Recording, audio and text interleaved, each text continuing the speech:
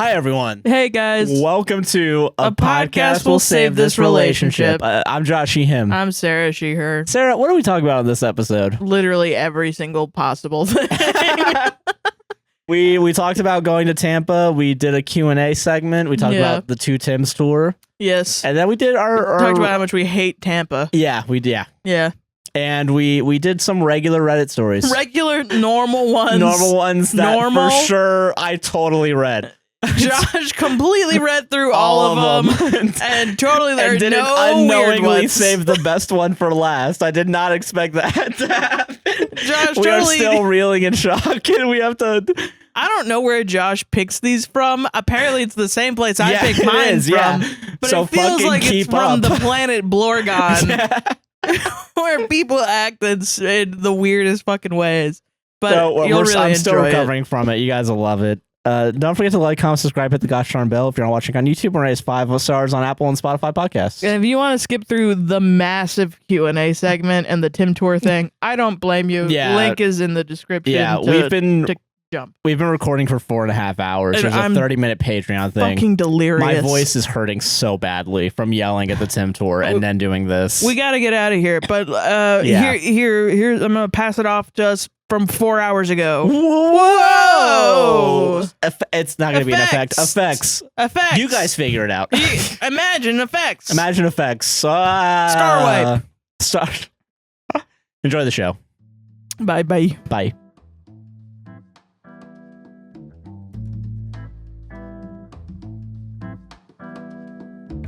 Just waiting. I'm waiting for the comments that are like, "Oh, this is what we get after waiting a whole day." Shut the fuck up. Day. 1 day late, guys. Shut the fuck up. Like everyone tapping, like standing with their arm crossed, tapping their foot, waiting. I had the worst weekend. Worse than when I had to clock in somewhere. You've had the worst weekend. You've explained it earlier, as in you didn't do any work. And that's why. Okay, there's a lot of reasons why you're upset. Yeah. Mostly it's American Truck Simulator keeping me in. I wanted to bring that up first. Yeah. Because I think that's the funniest reason. Okay, I've been obsessed with American Truck Simulator. You've been playing it almost nonstop. You've been having. I'm currently on a Sims 3 kick. You're on an American Truck Simulator kick. Yeah. You've been playing it nonstop. I've been going all up and down California, into Nevada, into Arizona. Yeah. Just trucking. Delivering goods. Just delivering various goods and services. I bought my own truck. Yeah. Awesome. Doing trucking jobs. I bought a fucking flatbed, but I don't know how to use it. So it's not letting me do flatbed shit.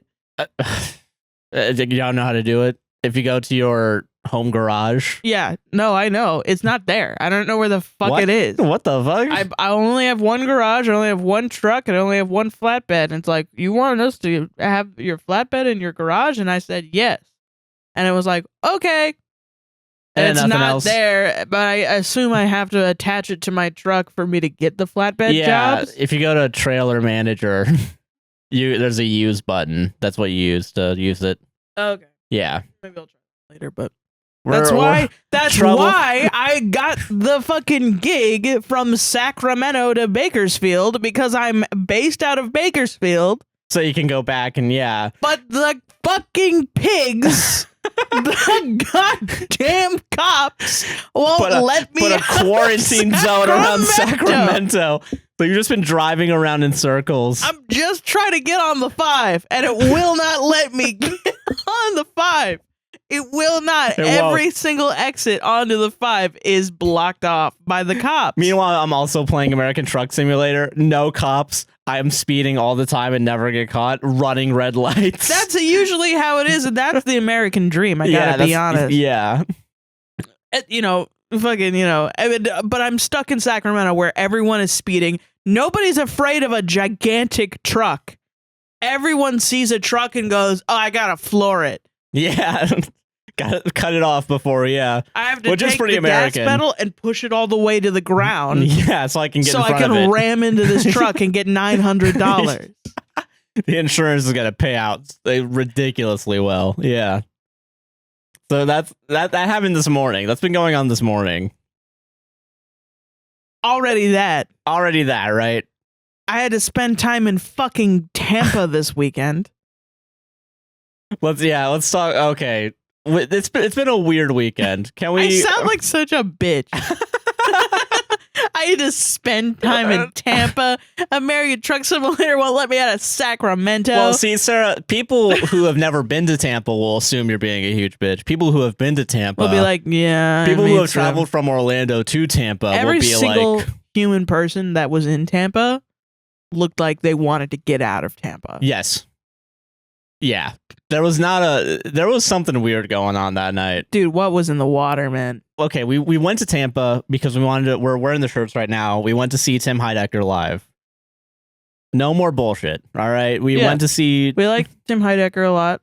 The comedy, there's a free comedy special that you all should go watch after this. It's an evening with Tim Heidecker, I believe. Yeah.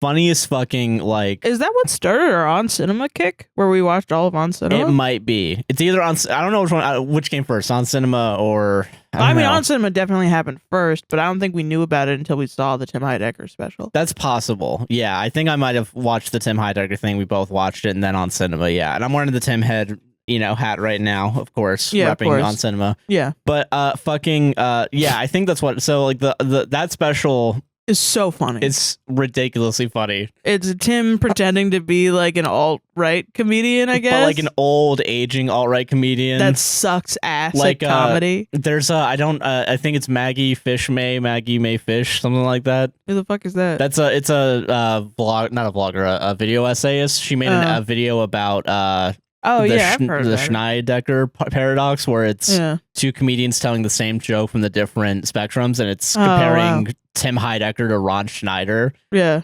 And I think that's kind of it's the anti-Rob Schneider, pretty much. Yeah. Where it's literally jokes that Rob Schneider would make. Yeah, but Tim was making them, and it just looks like shit. Yeah, but it's so funny because Tim is great. Is an amazing performer. I don't know. I feel like every time I go and I see somebody perform, and I kind of said this on the solo pod too. Available on Patreon. This book, Zarathustra, episode 2 is coming out yesterday.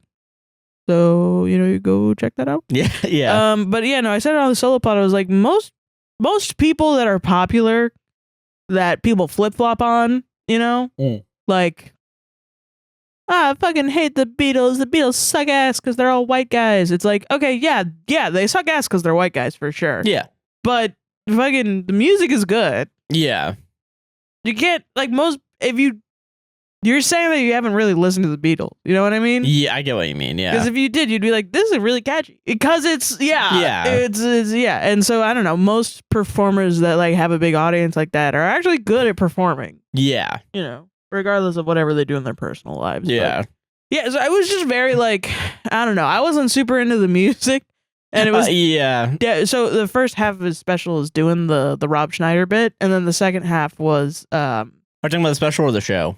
The show we saw. Okay, yeah. But also the special. And the special too, yeah. Yeah, it was him doing his music and stuff because he does music. Yeah. Which is a really funny left turn, yeah. Left turn, yeah. It's really funny to see. It was funny to see live because it was a lot of people that were like, I love Tim from Tim and Eric. I love that. And on Cinema. And then they see it, and then he comes out with the entire backup band. Yeah. And he starts playing dad rock, and they're like, what the fuck is going on? Wait, hold on. What? I didn't listen. I know it was called the Two Tims tour, but why are there two Tims? And there's not that many venues, I think, that are comedy venues and also rock show venues. Yeah, so it's very much because the stage was really tightly packed for the backing band. Yeah, very yeah. Well, I just mean seating. This was a movie theater. Yeah, an atmospheric theater. It's very old. It's the Tampa Theater, and it's kind of small. The seats are small, and you're sitting. And we were in the mezzanine. Yeah, we were in the. You don't really do that for a rock show. It's usually standing. Yeah, so you have to stand and even there was seating on the. Yeah, I feel that. But yeah, that was the only part that was not awesome. But if I was drunk enough, I was like, yeah, this is great. This is a good shit. Yeah, and he did an awesome performance. The problem was everything else that happened. That day. Everything around before we even talk about some of the best moments of the Tim special. Yeah. Okay, so. I mentioned only sleeping for 4 hours because we had to drive, I think, maybe 2.5 hours to get to the closest parking garage. It was 2.5 hours there and then like an hour 25 back. Yeah, because we were leaving at like 11 at night. Yeah. But like, it's never. We went to Creator Clash earlier this year, and the same thing happened. Yeah. It was also in Tampa, and the same thing happens where you have to take Interstate 4. Fucking the only interstate that's not that's not interstate, but fucking there's just parts of I-4 going to Tampa that for no reason will be backed up for traffic. Well, the reason is UCF students speeding. Well, yeah, UCF students causing accidents. And causing the deaths of other human beings. Yeah. On the way back, we weren't even like, there was traffic because we were all braking to look at an accident on the other side. That happened. We were on the way out of Tampa, and on the way into Tampa, there was an accident that was so bad, it cut off all lanes of traffic. And a helicopter had to get flown in, I assume, to airlift someone out. Morgan, call him. Yeah. But fucking, like, literally, like, it was like 2.5 hours, and it's never not annoying. Yeah. Being on I-4. Nope. Like, even when traffic's good, there's a little bit of like, gotta fucking do this. I don't really drive, you know. I have my license and I know how to drive. And if you put me in a car, I would figure it out, but it would definitely be shaky. Yeah, I get you. But playing American Truck Simulator, the thing that I'm always thinking about now, I have learned why everyone hates the road so much. Yeah. Holy shit. Jesus, if I had to commute every day on I-4, I would not be alive right now. My brain would, my head would actually like morph into a volcano because I would have like a cartoon smokestack coming out of my brain. You'd yell with the old timey like, fucking no fucking no, it's never not a hassle. And apparently, and I don't know what it is about Tampa, but every time we go, there's a big fucking event. I mean, listen, listen. People from Tampa are going to watch this. And I want you to be offended because I fucking hate you. I hate every single fucking person from Tampa. I hate every single guy. No person I've ever met from Tampa is a good person. Deep down inside. They'll pretend they are. Yeah, but... And they're like bougie and shit. And then you'll fucking be like, okay, I'm so mad I'm spitting all over myself. Fucking, I hate people from Tampa. I hate them. Yeah. There's a vibe. There's a bad vibe in Tampa, I feel like. Like, I don't know, because like even I've not met a good Tampa person. Like even after driving, which bad already. Yeah. We like the will call guy was whatever. We only talked to him for 2 seconds, so it wasn't the worst. But like it wasn't bad. Yeah, it was but nice. like for some reason the Starbucks was closed at 6. Starbucks was open 6 to 6. Yeah, crazy. Even for Orlando, like in the middle of a city. Our Starbucks here always closes at 9. I'm like, what? That's even though I feel like that's early. Yeah, but I think that's early too. It used to be like 12. Yeah, in Orlando pre-COVID, but now it's all 9. Yeah, so like now it's like, what the fuck's going on? Yeah, but like we so we went to this like street Greek place. Greek street food. Yeah, and we were like, listen, we just want to get fries and a drink. I love hummus. I love Greek street food. You hate hummus because you have a thing against beans. A severe bean phobia hatred. So we just ordered fries, and they looked at us like, oh, these 2 white people only want fries. Yeah, real. And I'm just like, yes. Yeah. But also, it was like fucking 100 degrees outside. We just needed a place to stay inside. And that's what I said, and I don't think the guy listened to me at all. Yeah. Any of the words coming out of my mouth at all. Yeah, and like, yeah, it was definitely like annoying. He was just like, and he heard that, immediately walked away, didn't tell the guy that was back there for the fries, then came back, told the guy about the fries. I don't know if, and constantly, and you know, it was just one of those situations where he's talking to the guy, and the cook is pointing at us 5 million times, and we're just like, well, I just want to buy your food. We're giving you money to stay here. I'm gonna give you a big ass tip because we feel bad, but like, god damn it. And the guy in front of us, I don't know if you noticed this, he asked for like a Coke, and the guy ringing it up went and poured the Coke for him and gave it to him. And then I go up and I go, what's your, you know, you said you have frozen drinks. What are your frozen drink flavors? Tell me if that's too hard, guys. If it's too hard of a question. He goes, yeah, it's over there. Thanks. I'll have one of those over theirs. Yeah. Thanks, man. My favorite flavor, the over theirs, yeah. has a hint of flavor. Thanks so much. Yeah. God, yeah. So yeah, they were shitty. The security guys were a little. I mean, they're just doing their. They're doing their thing. jobs. Yeah, everyone here is doing their jobs. I don't get want it. to shit on a small business. You know what I mean? Yeah, but they were definitely like. It was definitely like they did not want us there. No, yeah. And I was like, well, it's hot outside. Too bad. I'm sorry. Here's your business. You know? Here's. Sorry, we're not paying enough. Yeah, I know you guys are swamped right now. Yeah. They kind of were. They did have a lot of other people there, but. Yeah. Yeah. But no, yeah, fucking it was weird. We got vibe check there. We failed the vibe check, but we sat there. We waited for 30 minutes, then we walked back to the theater. Yeah. Fucking yeah, we had to walk from the. It wasn't like that long of a walk, but like it was still like almost like 90 degrees out. Yeah. And like walking, getting sunburned, epic, you know. And you know, none of these people even probably were even rude intentionally. It's just I was already in a bad mood because I didn't get any sleep, like what's happening today right now. Yeah, right. Yeah. And so then we get there. Then there's like a DSA guy with a thing, and he's like, you know, they're giving out shit for abortion rights, and this lady comes up and she goes, "Here," she's got a fucking manila folder under a form, and I reach out and I accidentally grab the manila folder, and she goes, "Oops. No, not the manila folder." Like I did something wrong. And I'm like, okay, cool. So then I start doing it. She only has one goddamn pen. She gives you, and then you're both looking at me like I'm not writing fast enough. I'm like, oh yeah, I'll just fuck up the form, I guess. Yeah, right, yeah. Yeah, I'll just fuck this up so you can have your pen faster. And then she makes some comment about like I guess you have to wait for her. And I'm like, yeah, I'm taking fucking forever. I guess I'll go fucking die or something. And then she fucks off and gives it to like 5 other million people. Yeah. And then I gotta track her down to give her back these things. Yeah, after I'm done signing it too. And I fuck up on the form too. Great, awesome. But fucking. Because it wasn't. She just fucking left. And they're not bad people. I'm just. I'm just a bitter shit. I'm just a bitter shit. Wrong side of the bed. You know what I mean? Yeah, I get it. Fucking. Yeah, and no. I come out of that thinking I'm an asshole. You know? Yeah. And like also they were giving out like the what's it called? They had like a little pamphlet or some shit of like, oh yeah, if you want to join. And I was verbally speaking out loud enough for people to hear. Oh, I'm interested in this. I should join the DSA.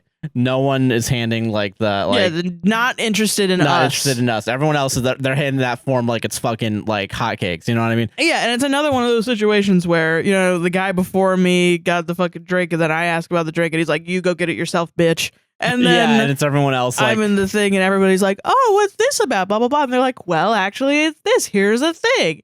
And we're just like, "Yeah, here you are, you two dog shits. Fucking fill this out, and then we're gonna move on, okay? God damn." And I'm like, "All right, whatever. It's for abortion rights. I don't care." Yeah, and we got through security. The first security guy was all right. The second one was like, "Holy shit!" Hounding you like as if you had a purse. What a cop ass, man. Yeah, and like literally this guy, he's fucking, you know, I go through security or whatever. Josh has my ticket. They're going to check my ticket. So waiting. I wait 2 seconds for Josh. And he goes, "No, you can't wait. You got to get through. You got to go through. You got to go through, man." And I'm like, he has my ticket. He's like, "It doesn't matter. You got to go through. You got to go through." And I'm like, but it does, because I can't get in without a ticket. Yeah. So then I wait for you anyway, because I'm like, it took literally 2 seconds. Yeah, it takes like 10 seconds tops. Like one, take your hat off, go. And you can absolutely let me know in the comments that I was an asshole for all of these interactions for sure. But then we go in, and then the fucking before we go in, he goes, "Ma'am, your purse." And I'm like, I'm holding all of my belongings in my hands, and I'm looking at him like, part of me is like, how do you know I'm a ma'am? You know what I mean? Yeah. A little bit. I'm a little bit like, oh, I'm a woman, so I must have a purse. Yeah. Really? There's a little hint of that. You don't know my fucking gender identity. You know what I mean? Yeah, because he did not give a fuck when I walked past. Like, he did not, like, he saw me and was like, "Move along, sir," but you. Yeah, he's really dogging on me, and I'm like, I don't have a purse. And I really, like, talk back, and I have a problem with talking back to police. I really should be more scared of police, and it's definitely a white privilege thing. Like, yeah, there was one time where police knocked on my door with like big ass fucking guns because the guy above me was some criminal or whatever in an apartment complex, and I was about to do an interview for a job that I got, and they knocked on my door and they were like, everyone needs to get out of the fucking thing right now. And I was like, I gotta do an interview. I didn't think about it until later that I was like, that guy could have just fucking shot me. Yeah, right. Like Breonna Taylor happened like months earlier. Like it's not. It was definitely the vibe of police just fucking shoot, you know? Yeah, exactly. Yeah. But of course I'm a white lady, so they were like, whatever. And then I was like, I should probably get out of here. Yeah. Email him about No, I feel that. Yeah. Fucking But no, fuck that guy. And then we go in and we have a great time. Yeah, everything else was like great beyond that. Yeah. Yeah, the guys next to us were cool at first. Can I talk about? They were really funny. I love them. Can we talk about the people fucking leaving after the first half of the show? Okay, this show was fucking hilarious. But they were very old. sweet. They were very sweet. Yeah. Yeah. But like there was a. And I'm also sure the security guard was just doing his job. I just wish he wasn't such an asshole about it. No, yeah, I get you. But like that fucking like so like I really don't want to diminish how good the show was. The show was amazing. Tim is an amazing performer. That was the best part. It was like made it all worth it. But it definitely was like, does it need to be worth it? You know? Yeah, like it's very much like. Can we just all be nice? Can we just have a nice time and not be a dog shit city that smells like sewage all day? And I will say it definitely it's hard not to have that kind of mindset because we live in fucking Orlando. We're the hospitality capital for better or for worse. Sucks ass. Orlando also sucks. Don't get me wrong. I'm not trying to say it. I'm just shocked. I think Orlando sucks ass. And when I go to a city and it's worse than Orlando, I get pissed. Yeah. Because I'm like, dude, it's really not that hard to be better than the place I hate living in. Yeah, I get that. Yeah. And like, I don't know, it's very much like, I don't know, because, okay, so Tim does his comedy. Yeah. Comedy in quotes and asterisks. Comedy without a net. Comedy without Yeah. And I was crying laughing. Yeah, it was really shoulder. funny, yeah. Yeah, like there was a railing in front of us. I was just like, over my mesmerized every second, like you say the funny jokes, man. Say the funny jokes, Mr. Man. Yeah, it was and me too. I was crying, laugh so loud. They gave me a fucking I got a rum and coke, a double rum and coke, and it was just rum. The entire thing was only rum. Which they were awesome too. The people working the bar, holy shit. Yeah, they were great. Fantastic, so quick. Merch table was good too when we got to the merch table. Even though the merch table was long. But they also kind of moved us along. Once again, talked to everyone else. Another thing was like, you're taking fucking forever with the person in front of us. And then we're like, hey, let's spend $100 here. And then they're like, okay, here you go, next. Yeah. It's like, okay. All right, calm down. Damn, are we like what? Like, did we accidentally show up in like blackface or something? Like, how did we like offend everyone somehow? I don't know what we did. We were wearing Crocs, actually. That's what everyone. Yeah, that's what everyone. There's a no rock rule in Tampa. Yeah. Jesus fucking no. Like, so I don't know. Like the show was so fucking good. Yeah. But apparently a bunch of people left after the first half. That's really funny. Because yeah, there was some point where we looked behind us and everyone that was there was gone. Yeah, because no one in the balcony mezzanine. No one was dancing. No one was dancing. No one was with the joke. I think the guys next to us were in on the joke, but then they were like, they didn't give a shit about the music. No, and they looked really pissed off when he started playing music. Yeah, which ridiculous because the music was okay. The music was okay. I think it was fine, and I think it just wasn't like my type of music. And I will say the music was still worth it for a few reasons. I like the joking around. I like Vic Berger having a harmonica solo. Yeah, that was really fun. No reason in the middle of the fucking show. And like bringing people up on stage. It looked really fun. Yeah, and like him doing the what the fuck is it? What's his name? Oh, Bob Dylan. About Lenny Bruce. Oh my god. A real thing. That was so funny. Him saying in the beginning, you go home and you fucking look this up. Like, or saying that you don't know if what I'm saying is real or not because of his and that's my own personal hell. Is really funny. And you go home, you listen to it, and then you apologize to me. You apologize for what you're thinking right now. Yeah. And then he does a Bob Dylan song and commentates over it. And we found out immediately after the show, it's a real fucking song. It's a real song. Go listen to Lenny Bruce by Bob Dylan off of the album Shot of Love. And it sucks so bad. Awful. It's the worst. I'm jumping all over the place because there's just so many good moments. Yeah, there's a lot of really great. Do you remember the whiteboard bit where he doesn't know how to write? He doesn't know how to write. It's his top 5 favorite holidays, and they have a guy bring it out, and of course they have to do a bit where he's throwing it on the ground and like throwing it, and he doesn't know how to spell the letter P. He keeps doing it wrong. Yeah, he's just doing it backwards. And then he has to tear it off and do it again. It's really and then fun. everyone clapped when he got it right. Yeah, like the comedy part, it gets to a point where he can't tell a joke so bad that he's like a toddler. Yeah. And then we're all clapping when he gets to 3, right. Yeah, and it's very like he doesn't even the one he just goes with, he's still like it's 1, 2, 3, 6, 5. Yeah. And then I think he only did 2 where someone said like Memorial Day. And he was like, yep, Memorial Day. And he goes, and I'm a comedian. And then everyone goes, April Fools. And he's like, yeah, it's April Fools. And that was it. Those were the only 2. There was Christmas was one of them, and he just wrote the word come. Yeah, you're right. He did just write the word come. It was just very good. It's so good. And the Tampa sucks ass, though. Tampa sucks ass. Tim was good. I'm just going down my top 5 favorite Tim jokes. Starting from number 5. Yeah. Fucking anytime you drop the mic. Yeah. And there's something about the way he tosses a mic in that character. Yeah. Because it's like with so much force. Like it's like a scary amount of force. Well, I don't actually think it's that much force. I think it's like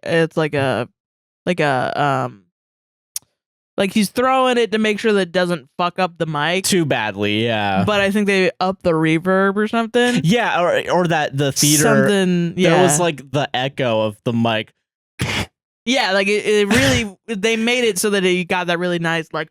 Boom, yeah, sound. like the nice crunchy like. Yeah. Fuck me. That shit was really good. Every time the water. Yeah. When he just explodes. He just opens the water and it explodes in his fucking face. Yeah. It's just very good. I was thinking like kind of like Gallagher, Kinda, yeah. Where like it's very, like very just throwing shit around. And like being prop crazy. heavy and like spitting on the stage. Because we saw Joe Pera last year. Yeah. A completely different type of comedian. Very completely.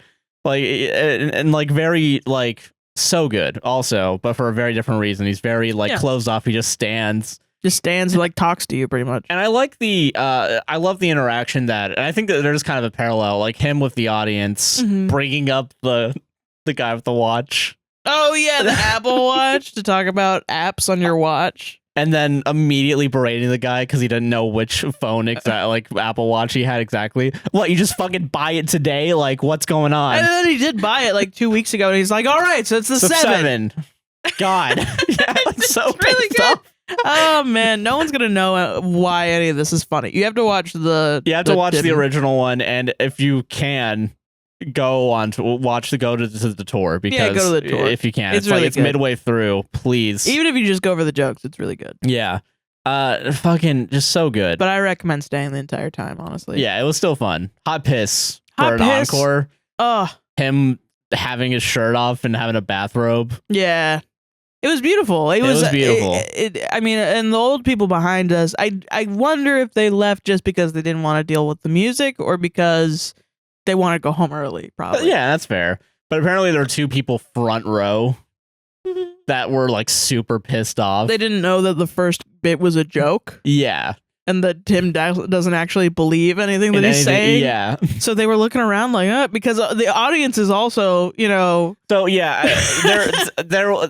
If you watch the special, not a lot of people are in on the joke during the special. But this time in the theater, it was a great crowd. Everyone was, everyone, So he's talking about like, oh, my wife. He's making one of those like, oh, my wife jokes. And we're just like, boo, women. Yeah, everyone's like, women. Whoa, yeah. And so these 2 people that don't realize it's all a joke are sitting there in the audience.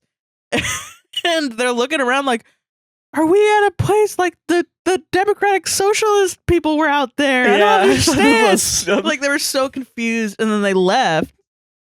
Oh, and also, like, right at the beginning when he's like, no more bullshit. Everyone just yelling bullshit. Everyone knows no more bullshit, yeah. Yeah, it's so... God, I felt at home during that. I felt like that was really like, good. Yeah, finally. I get it. Yeah. God, great show. Yeah. Great show. Fuck Tampa. I mean, like... Fuck Tampa. Yeah. Where's he going to do that show? Fucking the Improv in Orlando? You could. with the band. Maybe. You can do Hard Rock. Ooh, oh, that would have been good. Damn it. Yeah, you're right. Bastards. Hard Rock has a mezzanine too. Yeah, they do, huh? Yeah. Shit. But yeah, no, great fucking show. Yeah. Yeah, very much made the trip worth it. For sure. Yeah. Yeah. So that was Saturday. And then Sunday, we were like, we gotta fucking relax. Holy shit. Yeah, because it was a long weekend after that. Like, because apparently, like, even though it was a day off, technically speaking, it was like effort. It was work. It was work to go there, and I just couldn't do a podcast. So now it's Monday, and we're doing the podcast. Doing the podcast. That's why it's a day late, and that's why if I even see one comment that's like, I can't fucking believe it's a day late, I'm gonna come to your house and I'm gonna beat you up. Yeah. But yeah, no, I'm personally very tired because the website, the APWSTR website went out. It's finally out. It is out today, yeah. And then we had a goddamn, can I name the company? Yeah, you can name the company. Fuck you, MailChimp. I'm going to fucking light you on fire, MailChimp, and I will never take any money from MailChimp. MailChimp, and can I name the other? Yeah, you can name another one. BetterHelp. Fuck you guys. Yeah, I hate fuck both you. of them. Yeah. I hate both of you companies. Unless you offer me $10,000 and I'll completely flip. $1 million for one episode. You get one episode. You $1 have million. to buy my love for one episode and then I'm flipping right back, baby. Right back. Yeah, the contract is exclusive for one episode, one day. Okay. So MailChimp. Apparently, there's a law from 2003 when George H.W. Bush was in president 2 years after 9/11 when we all lost our goddamn minds. And right when we're really starting to get into like the Homeland Security state, fucking 24 NCIS terrorist whatever shit where it's basically just anti-brown people and fucking we're all losing our goddamn minds. And we decided, well, what should we make a law about? Spam emails. Yeah. That'll save it. That'll fix 9/11. So, it's a law that requires anyone using like a email service to have a physical address. Yes. Located in the email. Yeah. So when we started with MailChimp, we had to go out of our way to delete our address. Yeah, because it was using our home address. It took our billing address and put it in our email. Yeah, and this was before we got a P.O. box, which that's also been a nightmare. Yeah, the USPS has been a nightmare to have a fucking but yeah, so we think and we thought that we got rid of every single bit of like our address until the website goes up and we're like, let's just make sure we're not getting doxxed. Let's test out the website. Let's have a big test. Immediately I put in my email and first thing for you, which you're the one that was really worried about it. I was like, I got this. I fucking spent 4 weeks working on this. Yeah, I got this. I figured it out. They totally didn't just slap our address on. Who would do that? And then the first thing you get, it asks you to often. Well, this is what's weird. Okay, so we're using a website builder, and you were directed to the website builder's mailing list, and I was directed to the MailChimp. Are we not allowed to say the? We can say Squarespace. Fuck it. Yeah, I used Squarespace to build the website. Our newsletter block, the storage, I think I had it connected to Squarespace and MailChimp, so it was like sometimes going to MailChimp, sometimes going to Squarespace, which I still never figured out. That was definitely a user error. I don't know how to do that. But I was directed to MailChimp, and I found that out because it very specifically said it was done. It was from our regular podcast email address, and it said came from you specifically. Yeah, which is crazy. Not APWSTR Productions. Stupid. Weird. Yeah. And it literally was like, a podcast save this at gmail.com from MCX, like MailChimp and a bunch of other letters.com. Yeah. And I click on it, and the first thing it shows me is our home address.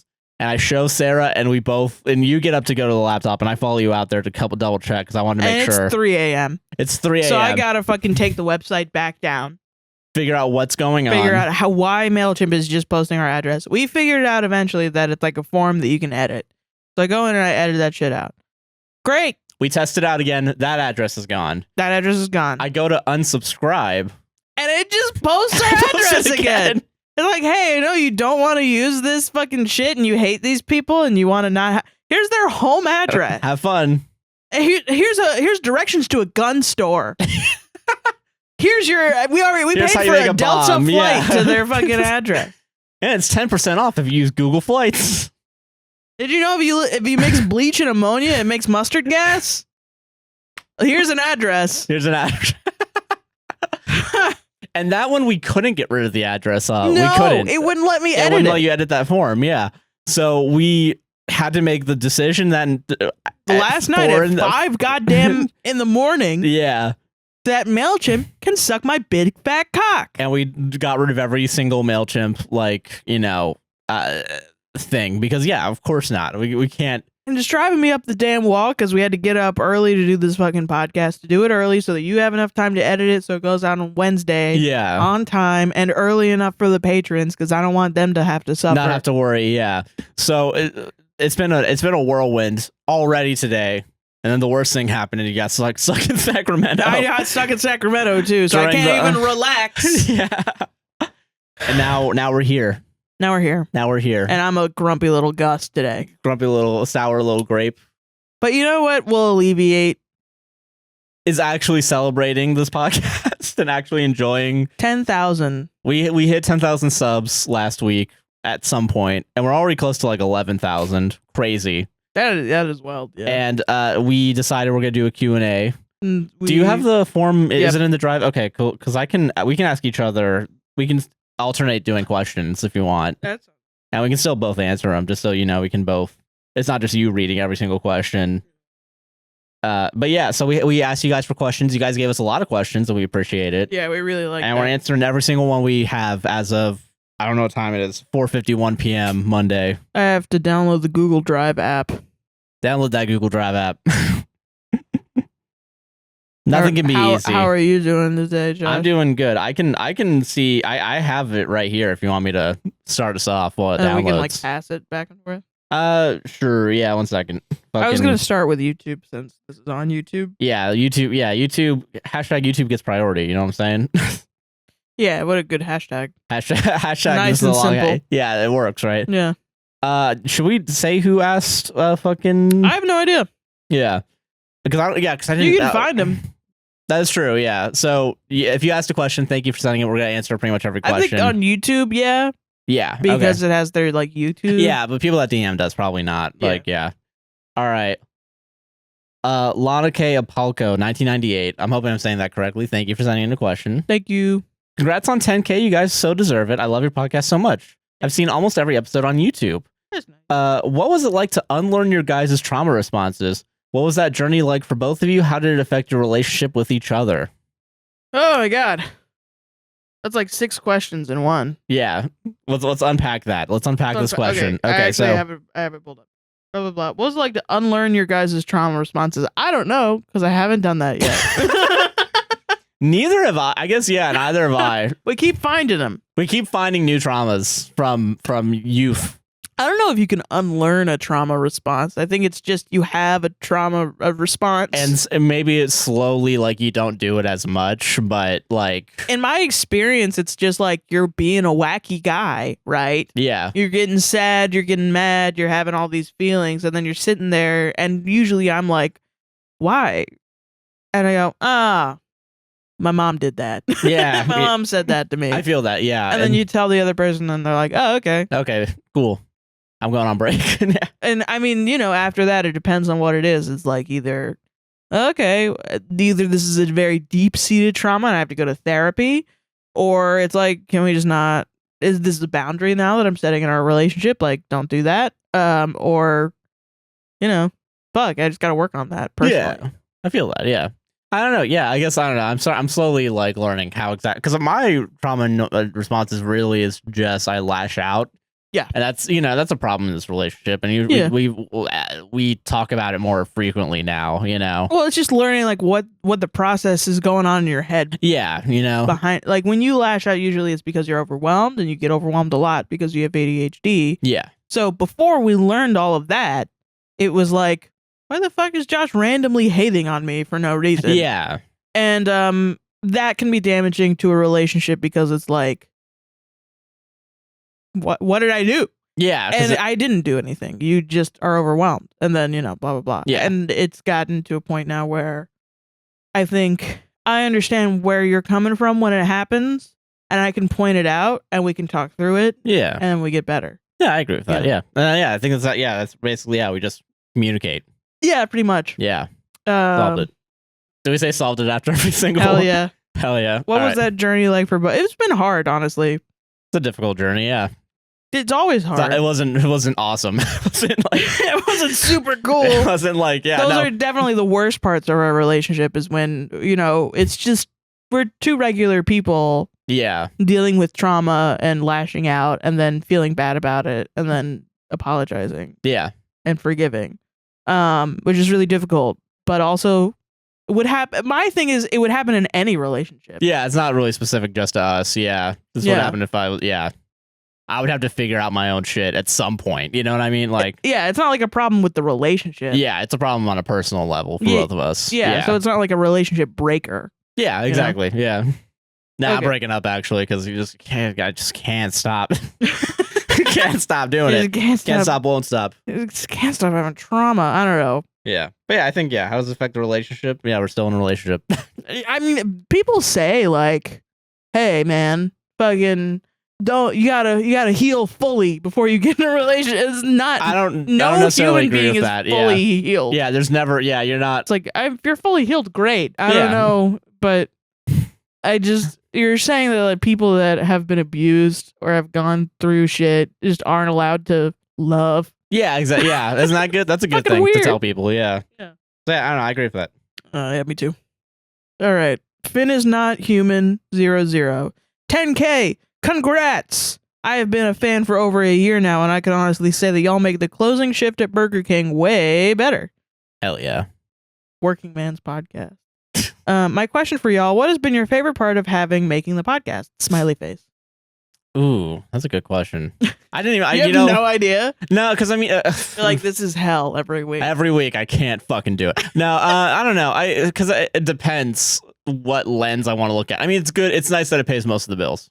Yeah, that's definitely like but I feel like that's only like a financial. I feel like creatively, I feel like having a place just to talk for 3 hours every week. It feels really, it's very fulfilling. Yeah, for sure. It's very fulfilling in that sense. I don't know what specifically I would say is the favorite. Okay. My favorite thing is seeing you be really funny. Really? And being like, there are moments where you're so funny that I'm legitimately like, oh my God, he's fucking hilarious. Thank you. And it's like a new appreciation for you as my partner and also as my like comedy partner also. I feel, thank you. Yeah. My favorite part is also me. Citizen Kane. Citizen Kane. Fucking. Okay. Something I like about what you do, I like how you give a lot of validation to a lot of people about like I feel like you have you have like the emotional core of the podcast kind of. Oh. Where you kind of like give people a little bit of validation. I mean, we both do it, but I think you have it from a much more personal place than I usually go to. I think also you've been getting a lot better at it. I mean, yeah, I have, but I think you do it to such a degree that most of the comments that are about like the emotional shit, they're explicitly saying Sarah said something. Yeah. Like there was someone on Reddit that said something about you specifically in a good way. Oh, thank God. No, it wasn't like, it was like it was something about like you should like. Sarah's a whale. Sarah's a big dumb idiot and fucking I hate her. Here's her address. Here's her IP address. No, it was fucking I can't remember what exactly it was about. Yeah, well, you're right. Yeah. But no, it was what the fuck was it? I think it was someone talking about a different thing where it's like, you know, like you don't owe like bad people like something. It was something about an like explanation or something. Or like you don't like oh, you know what? No, it was about like parents. It was something about parenting. It was about like a shitty parent, like someone very obviously favoring one child over another. Yeah. And it was something about that, I believe. And I was like, oh, damn, that's cool. You know, because I do sometimes I will look up quotes APWSTR on Reddit. God. Well, just to make sure. I feel like that at some point, a real Redditor is going to get pissed off. You know what I mean? And I sure. feel like that's game over. That's like maybe, I don't know. Yeah. Maybe we'll. So I don't know. I think that's my favorite thing about what you do. Oh, thank you. Yeah. So yeah, because you pushed my hand there. You had to make me think for a second. Like, whoa, Sarah does stuff on the bottom. whoa, wait a minute, whoa. It's just women talking and then you zone out. Yeah. If I see a female profile picture in the comments, I just scroll past it. I'm like, I'm not doing this bullshit. This broad. And that's why I don't read any of the comments, because there's. I read them all, and it's bad. Yeah, I know. Yeah, I don't read any comments just in general. It's not because I have a weird sexist like. No, we're joking. Yeah, we're joking here, guys. We're joking. We're joking. Okay. Okay, so we got from Many Layered Teeth. Congrats on 10K. What is the best movie you guys have watched together and/or best show? We can't answer that because that's striking. That's Gavin. Wait, is it? It might be. It might be. Oh, shit. Fuck. You know, there's one movie I can say because they're not being striked against right now. There's an A24 movie we both watched together, Hereditary. It was really fun watching you react to it. I love that shit. Yeah, that was a fun movie love watching Hereditary. together. I was laughing the whole time. Yeah. And you were fucking terrified. Yeah, I was like, God damn it. I remember watching this in a theater, hated it so much, God damn it. That was a fun one. I think that was like a... Hereditary is funny as hell. It is a funny movie. It's really funny. Okay, so here's why we were up until 3 last night before the MailChimp stuff. We were watching the Walton Files. And I remember early on, you were laughing a lot about the... Yeah. Like, and you were like making fun of it. When you watch a lot of horror films, do you think like, is there I always laugh at horror. It's just something that's wrong. Well, because, there's a thing in my brain where my dreams will beat the shit out of me for some reason. Like, like last night, I had a dream about Tim Heidecker calling me like talentless. Yeah. And that's just something that just happens. Like my dreams, sometimes when I get really depressed, my brain is literally just like caving in on itself and beating the shit out of me. Yeah. So I've had a lot of like horror dreams, nightmares or whatever. And it's like I've desensitized myself to it. Yeah. With these horrors in my brain. So then I watch, something else and I'm just like, this is not scary. This is not as scary as the shit that's in my own mind. Yeah, I get what that means. Yeah. Yeah. Fair enough. I feel that. I will say the Walton Files, sometimes it does unnerve me, some of the faces that it makes, because it kind of reminds me of this dream I had about a lady that was like accusing me of stealing her baby or something. And then she was kind of like, it was really funny because she like turned into this big like monster with like spikes for hands and shit. And she was going to tear open her uterus. Oh, Jesus. And I literally in the dream, I was like, let's stop this. I was like, literally like, shut the fuck up.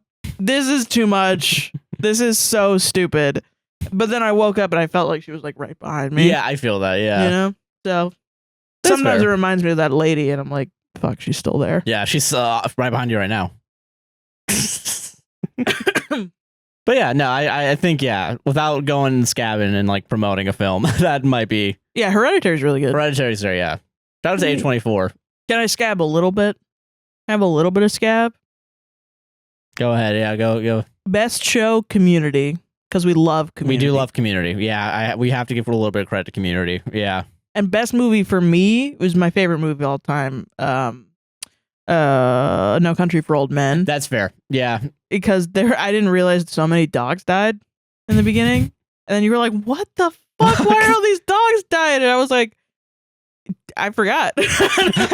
Oops. Would have liked a little bit of a warning.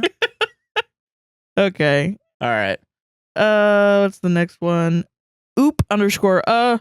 Hello. My question is, how did you two meet and how did your parents react to each other dating? We met on Tinder. We did meet on Tinder. Do you want to tell the whole story? Okay, so not to go into too much detail, I was house sitting for my sister who was still living down here at the time. You ordered Tijuana Flats and they fucked up your order. They fucked up my order. I just never got it. Yeah. And I was on Tinder swiping because you were bored. I was bored, yeah. And meanwhile, I got stood up on a date, and I was supposed to go out, and the date this guy. I mean, we weren't like officially dating. I think he thought we were, but we never like actually said it.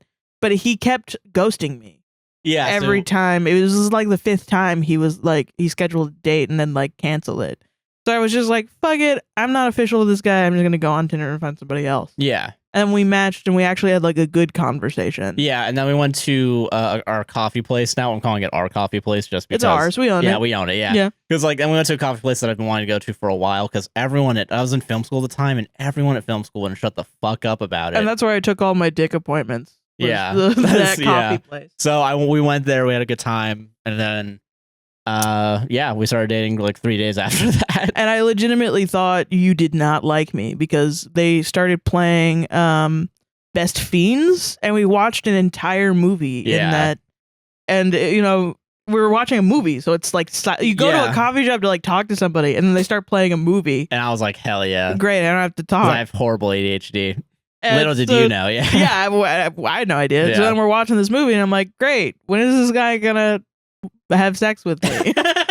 Yeah. And then they start playing another movie. Well, it was like my favorite movie at the time too. So I was Sorry to bother awesome. you. Yeah, let's go. And when we get through the middle of it, I'm like, it's like 12 a.m. because it was late as shit. Yeah. And I was like, I'm gonna go home. And then you were like, oh, okay. And I was like, and then I had to like mention like, do you want to hang out? Like, have sex? Yeah.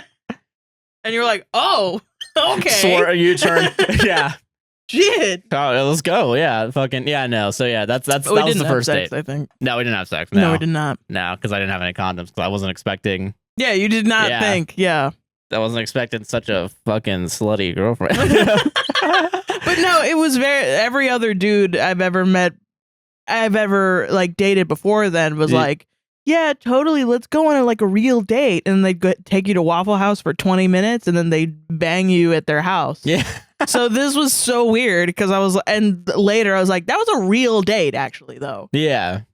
That is right. Yeah, it was an actual date. Yeah. So yeah, that was our first date. Yeah. And 3 days later. We were like, for sure. Why let's not? Do it. Yeah, let's date for real. Yeah. Yeah. I told my parents, I think 2 weeks after we started dating. That was around the time you said I love you too. Yeah. And the only reason why I told my parents, because like they didn't, I think they didn't really want to like meet like a new partner like early on in the relationship or know about it because they didn't know how long it would last because it was my first relationship and it still is. That's interesting. But what I got into like a rear ender coming home from work. Oh, really? And I was fucking like I feel like I told I think my mom was still working because she works until like 2 a.m. sometimes. But like I told her just to warn her, and then I was like, let's just get all the laundry out. Hey, I'm dating now. I have a girlfriend. Yeah. And she was happy about it. I remember you texting me that they looked me up on Facebook and were like, she's cute or something like that. Yeah, I think I do not remember that. Wow. Yeah. Shit. So that's how my parents reacted at first. And they slowly got used to you. The longer the relationship went, I was like, oh, this is a real thing, I guess. I do remember meeting them and your mom being like, you are my daughter. Yeah. And I remember specifically, she was like, you are my third child, which is really funny because Josh is her third child. Like she was straight up when I met her was like, you're more of a child to me than my own son. I felt very welcomed. I think your dad was just kind of like, okay, whatever. Yeah. But he's warmed up definitely. Oh yeah, for sure. I think we went to Disney recently, and he said something that was actually so sweet. Where we were just like chilling on a bench because I think you and your mom and your sister were off doing something. Yeah. And I was like, and you said like I love you or whatever, and he was like, yeah, you're a good one, like to me or something like that. And I was like, that's very nice. When that man would not talk to me, like in the beginning of our relationship. No, yeah. So yeah. Okay. My mom. Can I ask a question? No, I'm not. No. Yeah. What? How did my family react? How did your family react? Explosively. Holy shit. Well, it's that domino meme. Yeah. Me dating, no contact with your mom ever again. No, yeah, legitimately. So for like a year, and I think about this all the time. Yeah. My mom was like, I don't want to know who he is. Yes. I never want to meet him. I only want to meet him if you're going to get married. That was what my mom said to me. And I was like, how do you, and you know, there's levels of no contact. Like I see it all the time on Reddit. Where people are like bargaining with their parents, where the parent is like saying some crazy shit. It could be Nazi shit. It could be racist shit. It could be just plain old abusiveness. And then the kid is like, but please, no, please respect me. Please respect me. And that year was just me begging my mom to respect me and my relationship. Yeah. And I'm like, no, like I'm actually dating. Like I'm not just hanging out with some guy to have sex with him. I'm actually dating and I am in love and he loves me and he treats me well. And here are the examples. And she was like, I'm going to call him by the wrong name. Yeah, yeah. And I approached her. We were at a Sweet Tomatoes. And we had a fight because I like snuck you in. I wasn't supposed to have boys in the house. Oh, yeah. And I snuck you in. And I posted about us on Snapchat. And my shitty fucking cousin told on me to my aunt. And my aunt called my mom and was like, Sarah had a boy in the house. I was 22.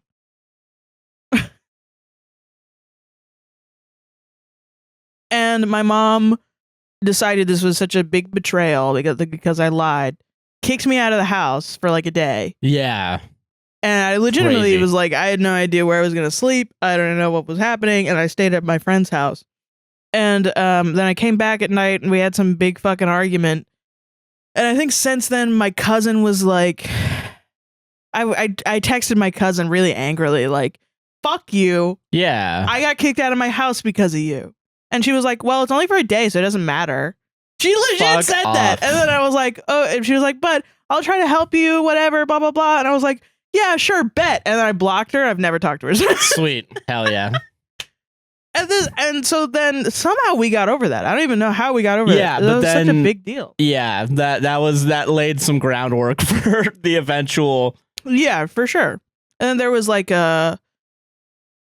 it started peripheral arguments because she just hated that I was dating someone. She was like convinced that I had gone crazy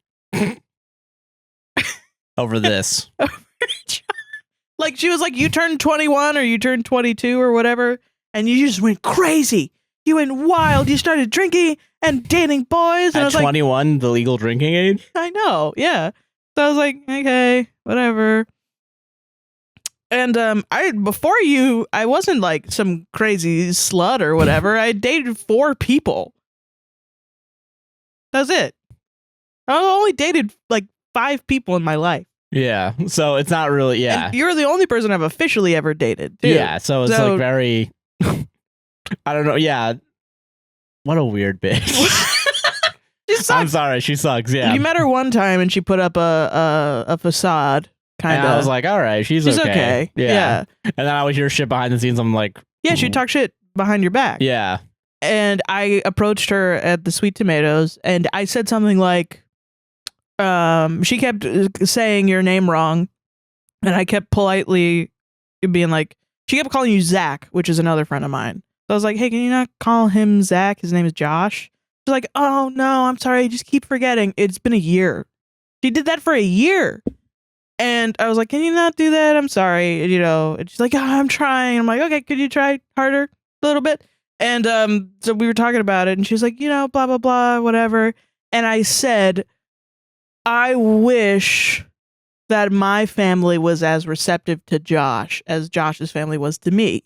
And she took that as as me comparing the families and me wanting to be more in Josh's family. What I actually meant was most of my family is in Georgia, so they couldn't actually receive you. Yeah. Like, yeah. And there was one time later after this that I would meet your brothers. Mm-hmm. And it was weird. It was definitely weird. It was weird. And I think definitely did not try to get to know you. No, they just took us bowling. And they bowled and got really drunk. And they made me cry too. Yeah. Like I wasn't talking to mom because at that Sweet Tomato, she started screaming at me, crying and made me cry Yeah. and called me a child.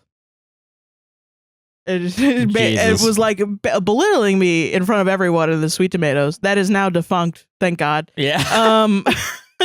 And she was like screaming. She's like, "Oh yeah, you gotta fucking go home and have a little nap, you baby, because you're being such a child." And I was just like, you know what? Fine, I'll be an adult. Fuck you. Yeah. And I screamed, "Go fuck yourself," at my mother outside in a parking lot multiple times over. And it felt so good. No, it was like literally, I think your sister had given me bottles of wine. Oh, yeah. Shit. And I had these like bottles of wine in my mom's car to bring home. And so I was just like, I'm getting my bottles of wine and I'm going to get an Uber and I'm going to go home. And I realized like the way my mom's arguments was she would fucking scream at me and yell at me and belittle me and make me feel like a piece of shit. And then she would send me texts, like long texts of being like, "I'm sorry, but I'm not sorry." And I just didn't want to fucking deal with it. So I blocked her. And I just haven't looked back. And I blocked all my family on Facebook. And I was just like, I don't want to actually deal with it. And since then, she's tried to stalk me at work. She's emailed me. Yeah. She's gone on to every podcast like account and tried to fucking find me. Yeah. We've had to block her on everything. She sent me emails about like the family dog dying and shit. She made a t-shirt. She made a t-shirt on Redbubble about how she's a toxic parent. Yeah. And then she bought a bunch for the entire family. And then they came down to Orlando and tried looking for you at the airport when you were working there. She was living in Orlando still. She was still, okay, yeah, all right. And then she moved out of the state, and I haven't heard shit from her since. Yeah, so pretty good. Pretty good. And yeah, it's been like 3 years. So yeah, that's how she reacted to That's how she reacted. To me. To Josh.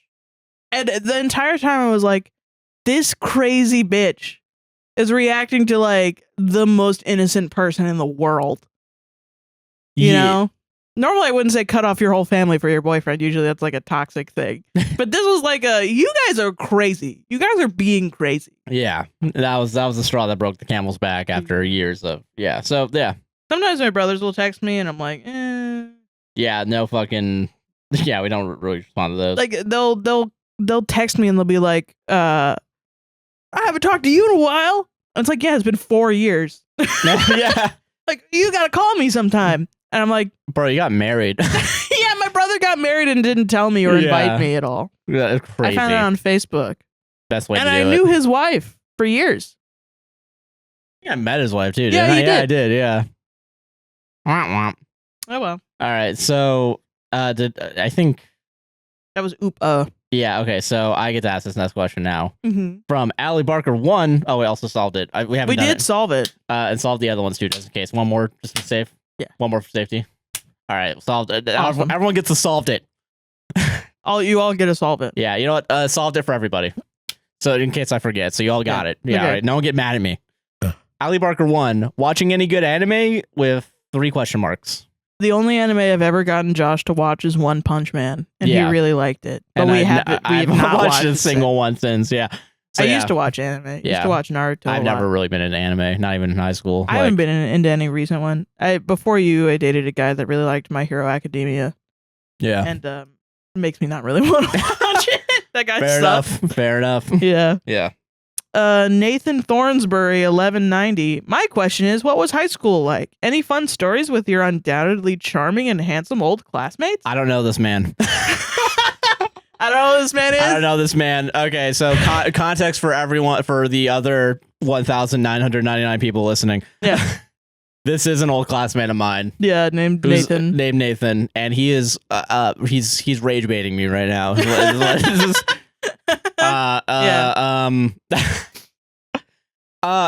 There's not an answer. You don't have to answer. I'm not because there isn't an answer that will not get you doxxed. That's not gonna devolve into a self-centered hatred rant about how much I've realized I actually hated every second of high school. I will say I've seen like your yearbook and shit, and I cannot believe my eyes. You know, and that's it. That's all I'll say. Yeah, and I liked high school. Good for you. Thanks. Okay, here's the best way I can explain it. And I was telling Sarah about this comic strip yesterday. There's a Calvin and Hobbes comic strip where Calvin doesn't want to go to school. Yeah. And he says to himself, like, I wish I was dead. Uh-huh. And he catches himself like, well, I don't want to be dead. I wish everyone else was dead. There you go. That's kind of how I feel about high school. I will say Nathan, though. I've met Nathan. Nathan's a good person. Sweet. You're a good person, Nathan. Nathan's good. Yeah. Nathan's the only one. Everyone else, jury's out. Jury's out. Can I? Oh, fuck. Can I? I think you're going to get a text that's like, why would you say that? Not from Nathan, but just from someone anyone. Can I say someone who has apparently said that they had a crush on me, even though they never did. They oh yeah. You know who I'm talking about, right? Yeah. She once told me in high school, a person who had a crush on me, apparently, said if anyone would shoot up the school, it'd be me or someone else that I was friends with. She also called you like an old man, right? Yeah, like a 40-year-old man. Said you looked like a 40-year-old man. Yeah. You got really bullied a lot. I got bullied a lot. If you go to an art school, don't do it. Don't do that. Don't do it. Don't do that. You just get a bunch of egomaniacs, myself included. Like, I think your high school, there were not enough black people there. Well, from what it sounds like, the way everyone was acting, it sounded like there needed to be more black people. Yeah, it was pretty bad. And I mean, black people aren't the thing to like make white people better people. You know what I mean? You're not tools. You're human beings. But it sounds like a bunch of white kids, privileged kids. Yeah, being white privileged kids. Yeah. Except for Nathan. Except for Nathan. Yeah. Yeah. So that's my answer, and I can't wait for that response. I liked my high school. I liked them. I actually genuinely, we were kind of the class before us. I think 2 years was like a bunch of really, really intelligent people. And it was at Edgewater High School, which was kind of like looked down upon because it services Pine Hills area, which is the sort of lower. It's weird because I think the shit got changed to where it was doing Pine Hills and College Park, like really high affluent area, and then a really poor area. And it was a really good experience, honestly. I met a lot of really good people. I think everyone in my class, they were kind of looked down upon as like not as good as the previous class, which were like really high. Like I knew people that got into what's the fucking Ivy League? That starts with a B. Ivy Pro? Oh, Brown? No. Wait, an Ivy League school or an Ivy League college that starts with a B? I don't know. It got into an Ivy League, which was like a real like rags to riches kind of situation. Yeah. That like a guy from a public school could get in there. And I knew a lot of really fucking. That's not to say that people in my class weren't smart. They were very, very intelligent. I think more intelligent than I ever will be. And very creative people. And I hope they're all doing well. But it was also very big. It was like a 900 people in my class. There were maybe 200 people tops in my class. Yeah, I think I went to a really, it was a small art school. Yeah. I was in the writing subset. Mm-hmm.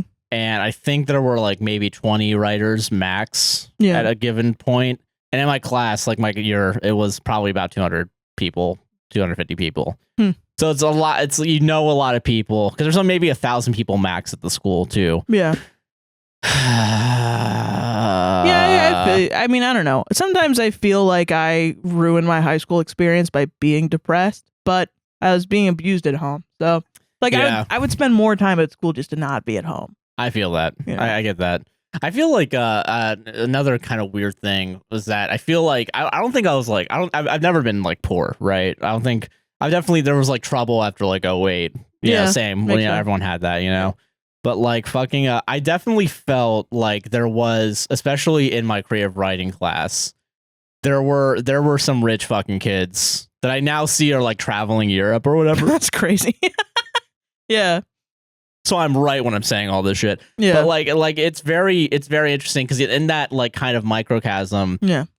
Like, okay, fuck, I gotta drag the creative writing. I have to real quick. Do you? Well, because like I never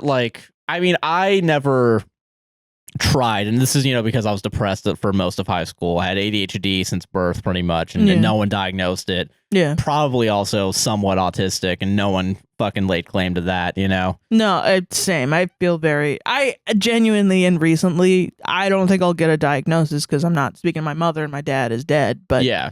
I genuinely feel like I have like a high functioning quote unquote autism. Yeah, and I'm definitely high functioning ADHD. I know someone asked that question later, and we'll get to that. Yeah. But fucking like I never like really aspired or did much past like the required book work, but there were ways that a lot of people, but like mostly like the I feel like the richer people, the kids that were there that had more time, and also their parents had resources to make sure they had everything. Yeah, like they were getting like the most ample opportunities to like get published and SAT you had people that were published in high school. Yes, yeah, that's fucking weird. Yeah, it's weird. It's weird. Yeah, you were reading Ayn Rand and participating. That was something that was fucked up. NaNoWriMo. I thought about in hindsight, and yeah, the Ayn Rand reading that part of the reason why we read Ayn Rand was because there was a essay writing competition. Yeah, and I think our teacher wanted some of us to at least attempt to get like. Because there were like scholarships involved and there was like money prizes, so I kind of get why. Okay, but I also had never even heard of it until I met you. Yeah, and the NaNoWriMo was just like to write a book and then you can do something with it maybe afterwards. Yeah, it was very much like it was a weird fucking experience, is all I'm gonna say. Every time you talk about it, it sounds weird as hell. Yeah, it definitely doesn't sound, and it's also, and I gotta eat. It's Central Florida. Yeah. Not even Orlando. No, it's in Kissimmee. Kissimmee. Yeah. Yeah. Osceola County. Yeah. Kissimmee is like you drive down one road and there's cows and then there's a gas station and then there's like a Wawa and then there's a fucking...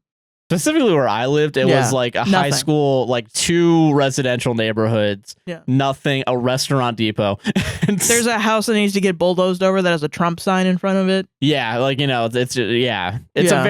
was weird. Yeah, it's a weird place. For a bunch of like rich, affluent kids to go to school. It's just weird. Yeah. Yeah. Yeah, very weird. So, I don't know. Yeah. Yeah, that's pretty much it. Yeah, I don't know. I think that's as far as I can go without, burning every bridge I have. Gabagool. Gabagool. At Kayla-PJ3GS. Nice. I'm so happy for you guys to hit 10K. What has been your most favorite thing about the podcast and your least favorite thing about the podcast? Also, if you had to live in the universe of the Wolf story or the Star Kids prophecy, which would you choose and why? I think we answered favorite thing about the podcast. What's our least favorite thing? The question I just had to answer. Yeah, worrying that people in our real life are gonna find what we say. Cause I can't not have my emotions. Control myself. Yeah, it's very. You put a microphone in front of me, it's just all gonna fucking spill out. Something's gonna come out eventually. Yeah, like it's very. We don't have any media training. We bought a microphone and we bought some cameras and we did this. And people will come into our fucking. We've had life. People have I talk shit way early on, and it led to. A lot of annoying things. Yeah. People are like, why did you say this? I've always thought it. I've always thought it. Yeah, there's, it's because and you know what? Maybe if you weren't such an asshole, maybe I wouldn't have these things to say. I wouldn't have these things to say. But I think, I think if that's like maybe the personal thing, I think in the grander scheme of things, I think there is. I think there something that I don't like about having as large of an audience as we do sometimes. I think I'm trying to formulate this thought because I think there is like genuine like people telling us what to do. People telling us what to do, and also like I think there's a I don't know. I think there is a stress added on about doing something that is entirely yourself. Yeah. And every piece of work that you do is inherently tied to your personality. And anytime it's judged, you're being judged. You know what I mean? And it's hard to separate myself from the art, and it's hard to separate how I am perceived from how I probably actually am as a person. You know what I mean? Yeah, it feels like this is who I am and this is it. Yeah. And if someone doesn't like this, they don't like me. Like they think I'm annoying or whatever. Yeah, and like and it's hard because I know this is not how we are in general. No, like, we're I'm different. Super introverted. Fucking hate talking to people. You know, Yeah. like, yeah, but I have to talk for 3 hours every week. Yeah. So it's hard to get out of that mind space sometimes. Yeah, for sure. So, and I think that's probably the actual, besides having people from my past, you know, and it's hard because, like, for the most part, people that have come from my past, like, there's a coworker that used to work with Disney, and they got one of our TikToks on their For You page, went like went like viral, got like 500,000 or something. And they were like, dude, you guys are funny. And I was like, that's good, you know? Sweet, yeah. Yeah. But before that, there were a lot of like, you know, maybe just don't talk about me on the podcast ever. Which is like, yeah. Yeah, fine, valid. That's valid. Yeah, or like fucking my mom being like, I can't believe you said this. Don't. Oh God, she sent me an email. I said, please stop trying to find me in real life. Like, please stop stalking me, please. And she said, well, then you stop demonizing me on the podcast. And I was like, sure. And for a while, I didn't talk about my mom. Yeah. And then she fucking sent me that email that was like, oh, by the way, her dog died. And so she completely broke that boundary. And now I talk about her all the fucking time because fuck that bitch. And she also, she's tried to like comment before, and we've had to do everything we can to like block that shit because it's fucking. I told a story about, and this was not even that long ago. I told a story about. This was when we had cameras, yeah. Yeah, when we got this like puppy that was really like we needed to train the puppy, and it was supposed to be my dog, but I was at school, and my mom works from 7 to 11 p.m. because she was a neglectful mother. And she didn't actually have to work those hours. She was salaried. She just chose to be there. Yeah. So the dog would fucking fuck shit up. And fucking... I remember one morning the dog, she couldn't get the dog into like a pen. So she threw she got underneath the love seat and overturned the love seat because the dog was hiding underneath the love seat to physically like take the dog and put it in a pen, which is like abuse. And I think after that I was like, it's really not safe for us to have a dog because my mom is going to abuse it. Yeah. And it really wasn't safe for us to have any animals. Like she took our cat to the vet in a pillowcase. Oh yeah, I heard about that. Yeah. Yeah. And apparently that was the line for your mom to leave this long comment about how she's like... She was like, I'm sorry I fucked up with you or whatever. And like doing everything she could to make herself look like a good person and then throw you under the bus. It was fucking bad. Yeah. And I couldn't handle myself and be like, you're a monster. Yeah. You're a fucking monster. Like, shut the fuck up. Yeah. And since then, she's been blocked. Yeah. So, yeah. But yeah. If we had the universe of the wolf story to Sarkis prophecy, would you choose and why? So radically, I think the wolf story is this universe. So I think, yeah, and I think that's the easy cop-out answer for me is like, because nothing would change. Nothing would change. Not a single thing. You want to be in the wolf story. Yeah, because nothing will change. Oh, hell. I mean, I said this in the Patreon. Living is hell for me. Yeah. I would rather be a kitty cat. Okay, all right. I would rather be a little kitty cat. Really? Yeah, with Jesus. I'm fine with keeping shit the way it is. Okay. I'm what they call a moderate liberal. You know what I'm saying? No, I'm joking. But no, fucking, yeah, no. Because we did establish 9/11 did happen in the werewolf universe. So it would be the same thing, except there are werewolves. There are werewolves that don't do anything bad. That don't even turn into wolves. So I don't even give a fuck. Yeah, who cares? Who gives a shit? Yeah. Would you be a werewolf or would you just be a guy? I'd be a guy. I'd just be a regular guy. Yeah. Yeah. Yeah. Okay, I can do the next two because I think you did two in a row. Oh, I did? Oh, shit. Yeah. I didn't expect it, but it's all good. I'm sorry. All right, Juno Lee 6302. Congratulations, you both deserve it. Question, I think I recall both of you mentioning having ADHD or being on the spectrum. I could be so wrong.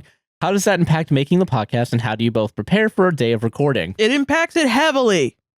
There's a reason why this podcast's coming out a day late. So, I mean, diagnosis-wise, Josh has ADHD. I have for sure have ADHD. I am not diagnosed with anything other than depression, anxiety. Well, I mean, it's still, you're not neurotypical. You know what I mean? I mean, so before you were diagnosed with ADHD, we both had this phrase, brain go fast. Yes. Where it was like, we were talking about the kind of shitty feeling we feel when we're like together and we're like, oh, you know what I'm saying? Yes. But if I go literally anywhere else, a human being is like, I have no idea what you're talking about to me. Yeah. And So we were like, we both have brain go fast, and they just don't have brain go fast. Like, you know, sometimes you meet someone and you just like connect on that level. And I think we were literally creating the concept of neurodivergency. Like, yes, yeah. Yeah. Once you're diagnosed with ADHD, it was like, oh, yeah. Well, that's what that is. Yeah, and I it's hard on my end because I still work. I still do a job. So and the good thing about this job is that I can call it whenever, and it's great because there are weeks where I just can't go in. Yeah. So I have to focus on this because this is the thing that I want to do for the rest of my life. Right. And I think they're like having the before being medicated. And even while being medicated, I still have problems. I'm not going to say I don't. Mm-hmm. But like before, it was definitely a lot harder. We were taking more like double weeks off, like, or we do a podcast 1 week, not do it the next. Mm-hmm. And because it's hard for me sometimes to get in the mind space of performing, I think. And I think it's very, and also because like I wasn't acknowledging any of the trauma I had as well. Right. Yeah. And I was just kind of being an asshole for no reason, but I've started, you know, opening up more on here off camera too about this shit. Yeah. And I don't know. I think like now that I know I have ADHD, like there's ways to combat it. I'm using more. I'm medicated. Medicated for it. Yeah. Yeah, and I gotta go get medicated soon. I gotta pay a late fee because I didn't show up. Paid the ADHD tax. Yeah, you know. Yeah. So I don't know. There's definitely like it's definitely harder for me. I feel like to get a podcast out. Sometimes I'm really good at it. Like there's some days where I can really focus on doing the podcast. Like last week, there was a day where I did the Matt Damon podcast. I did like a Patreon exclusive. I did a bunch of TikToks or 1 or 2 TikToks, and I was able to get it done that day. That was the first day where I edited more than one thing. Like in a while.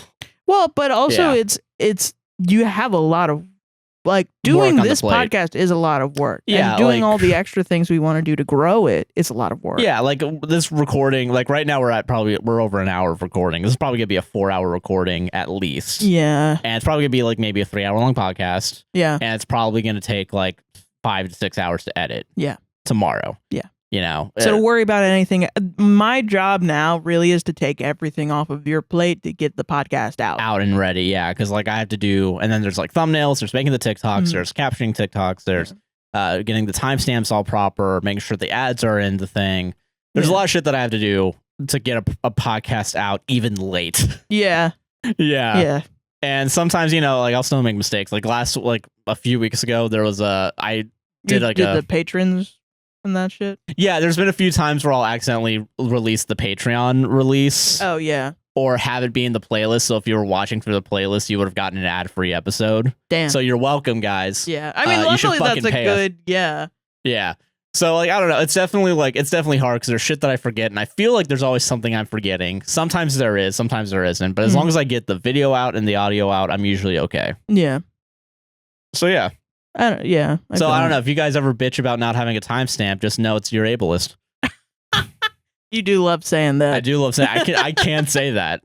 I always mention like you know that I feel autistic. And I'm not diagnosed, and I think it would be difficult to get a diagnosis because you know pretty much everyone that knew me as a child I don't speak to because my mother is you know if I started talking to my brothers they'd be like you should talk to your mom, and I can't do that, you know? Yeah, no, fuck that.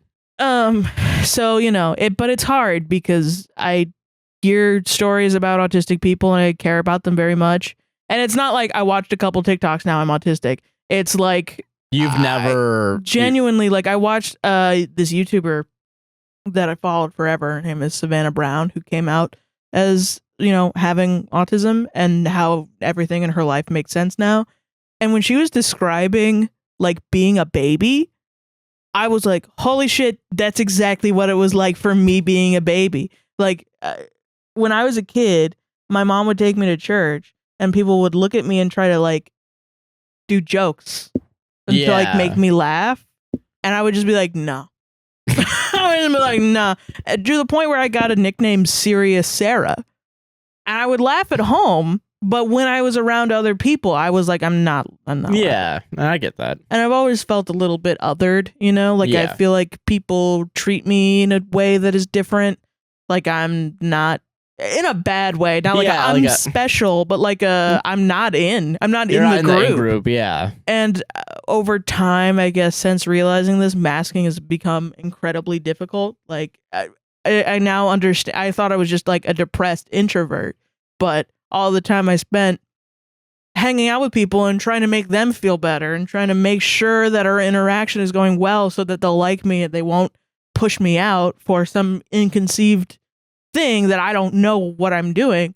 You know, I come out of that exhausted because that's masking, you know. Yeah, exactly. Yeah. And I feel that too. And I've definitely like, I feel like I mask a bunch too. Yeah. Like when I go out and I have like focus, like especially if I'm at work. Yeah. Yeah. Like, and I remember that especially at Disney or fucking, you know, Universal, where I was like, don't fucking panic. There's much shit you got to do. Yeah. I don't know. I feel like I've always been anxious, and that's, you know, not helped by having ADHD. I don't know. Yeah. It's a bitch.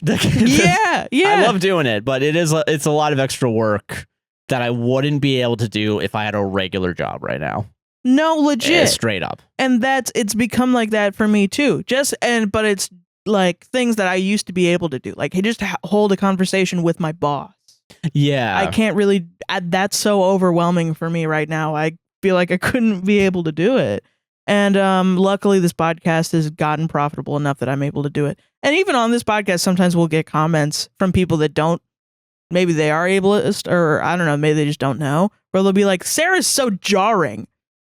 Sarah's tone of voice is so jarring. She keeps interrupting Josh. And I'm like, I'm just autistic. Yeah, calm the fuck down. I can't control the tone of my voice really that often. Yeah. No, I get that. Yeah. So yeah, how do we prepare for a day of recording? Oh my God. How do we prepare today? We didn't. We did not. Sometimes it literally is just you have to sit down and do it. Yeah, I think we've had a few different systems throughout, like especially since like doing the Reddit shit.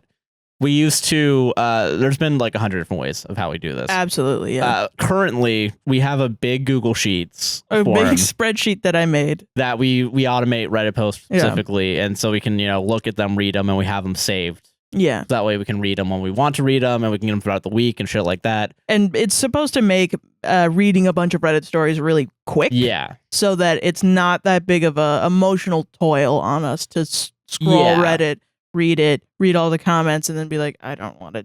Yeah, exactly. It makes it a lot easier. And also, and then we both have usually one segment that we get to do. Mm-hmm. For a while, it was me doing Barry and you doing like, you know, like fan fiction. Yeah. And we're not doing fan fiction, obviously, because we're doing this. Yeah. And we had the Tim tour, and I guess I could technically be considered mine, you know. Or this week it's just two like topics. Two topics. We get two topics. Usually it's one of us picking a topic each week, and then going from there. Usually it's to split the load, but this one's weird because it's a weird one. It's unbalanced. Yeah. Weird podcast this week.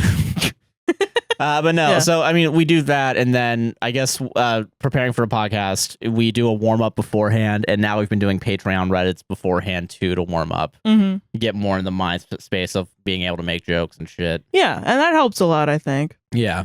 You do really need to have it planned. Yeah, I need a little bit more planning, just because I get overwhelmed if there's not a plan. Yeah. Yeah. Which that's happened before, and we've had to not record. We've had to stop recording because then you're overwhelmed. Yeah. So then it our workaround with that is just we plan the podcast now. Yeah, and I think that's definitely helped out because like early on, especially when we were audio only, there wasn't a lot of planning. No. Every once in a while there'll be planning, but it wasn't like good planning. It was like, hey, let's talk about this. Yeah, like, hey, let's talk about this right now. And there's still a little bit of that, but it's definitely more. I think now that we're better at talking than we were when we started out. Yeah, it's a little bit more like. We have a better flow. We have a better, you know. Yeah, for sure. Yeah, I think we're more skilled at the craft of talking. Yeah, so. Even with the beginning camera stuff, when we would do stuff, definitely we were still interrupting each other a lot. Yeah, and it's definitely like, you can still look back at that and be like, oh wow, it's different. Like, yeah. Yeah, for sure. So yeah, that's like, I guess that's probably the best way. I gotta read another one because technically you're at 2. Oh yeah. It has to be even. All right, Geo Alien 8867. Congrats. Here's a lighthearted question for y'all. What is something on your bucket list? That's a hard one because I don't. Do you have a bucket list? I don't. I had one when I was a kid. I remember hearing about. There was that movie, right? There was a movie about a bucket list. Oh, about cancer, right? Yeah, and it's like, oh, you gotta do stuff before you die. Yeah, before you I kick guess. The bucket. What would you do? What's one thing I want to do before I die? Yeah. If you were gonna die in a year. Or Jesus. 3 years. Or so 3 you years can plan. even. Yeah, I can plan it. I guess travel. I guess that's something. Yeah. It's boring. It works. It's a good answer. Shut up. Don't. I know you're thinking like, fucking normie Josh saying travel. Yeah. Okay, if I didn't have the ability to travel, okay, damn. Because I don't know. Because I don't do a lot of exorbitant shit. You know what I mean? Yeah, you really don't like to do that. I guess I would write. I guess maybe I would try to get back into writing. Okay. Reclaim it for myself, Like and publish something. Yeah, like have something published. Yeah, that's cool. I think that might be what I would do. Because I feel like I miss writing sometimes.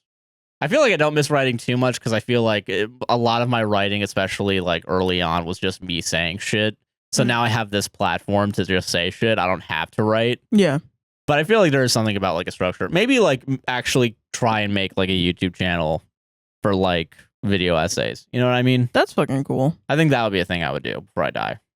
I actually had one when I was a kid. Yeah. Do you want to hear what it? Yeah. Well, yeah. So I mean, I think I did a lot of them, but like the ones that I remember being very like shit for my life, cut off my mom, and I wrote this when I was 12.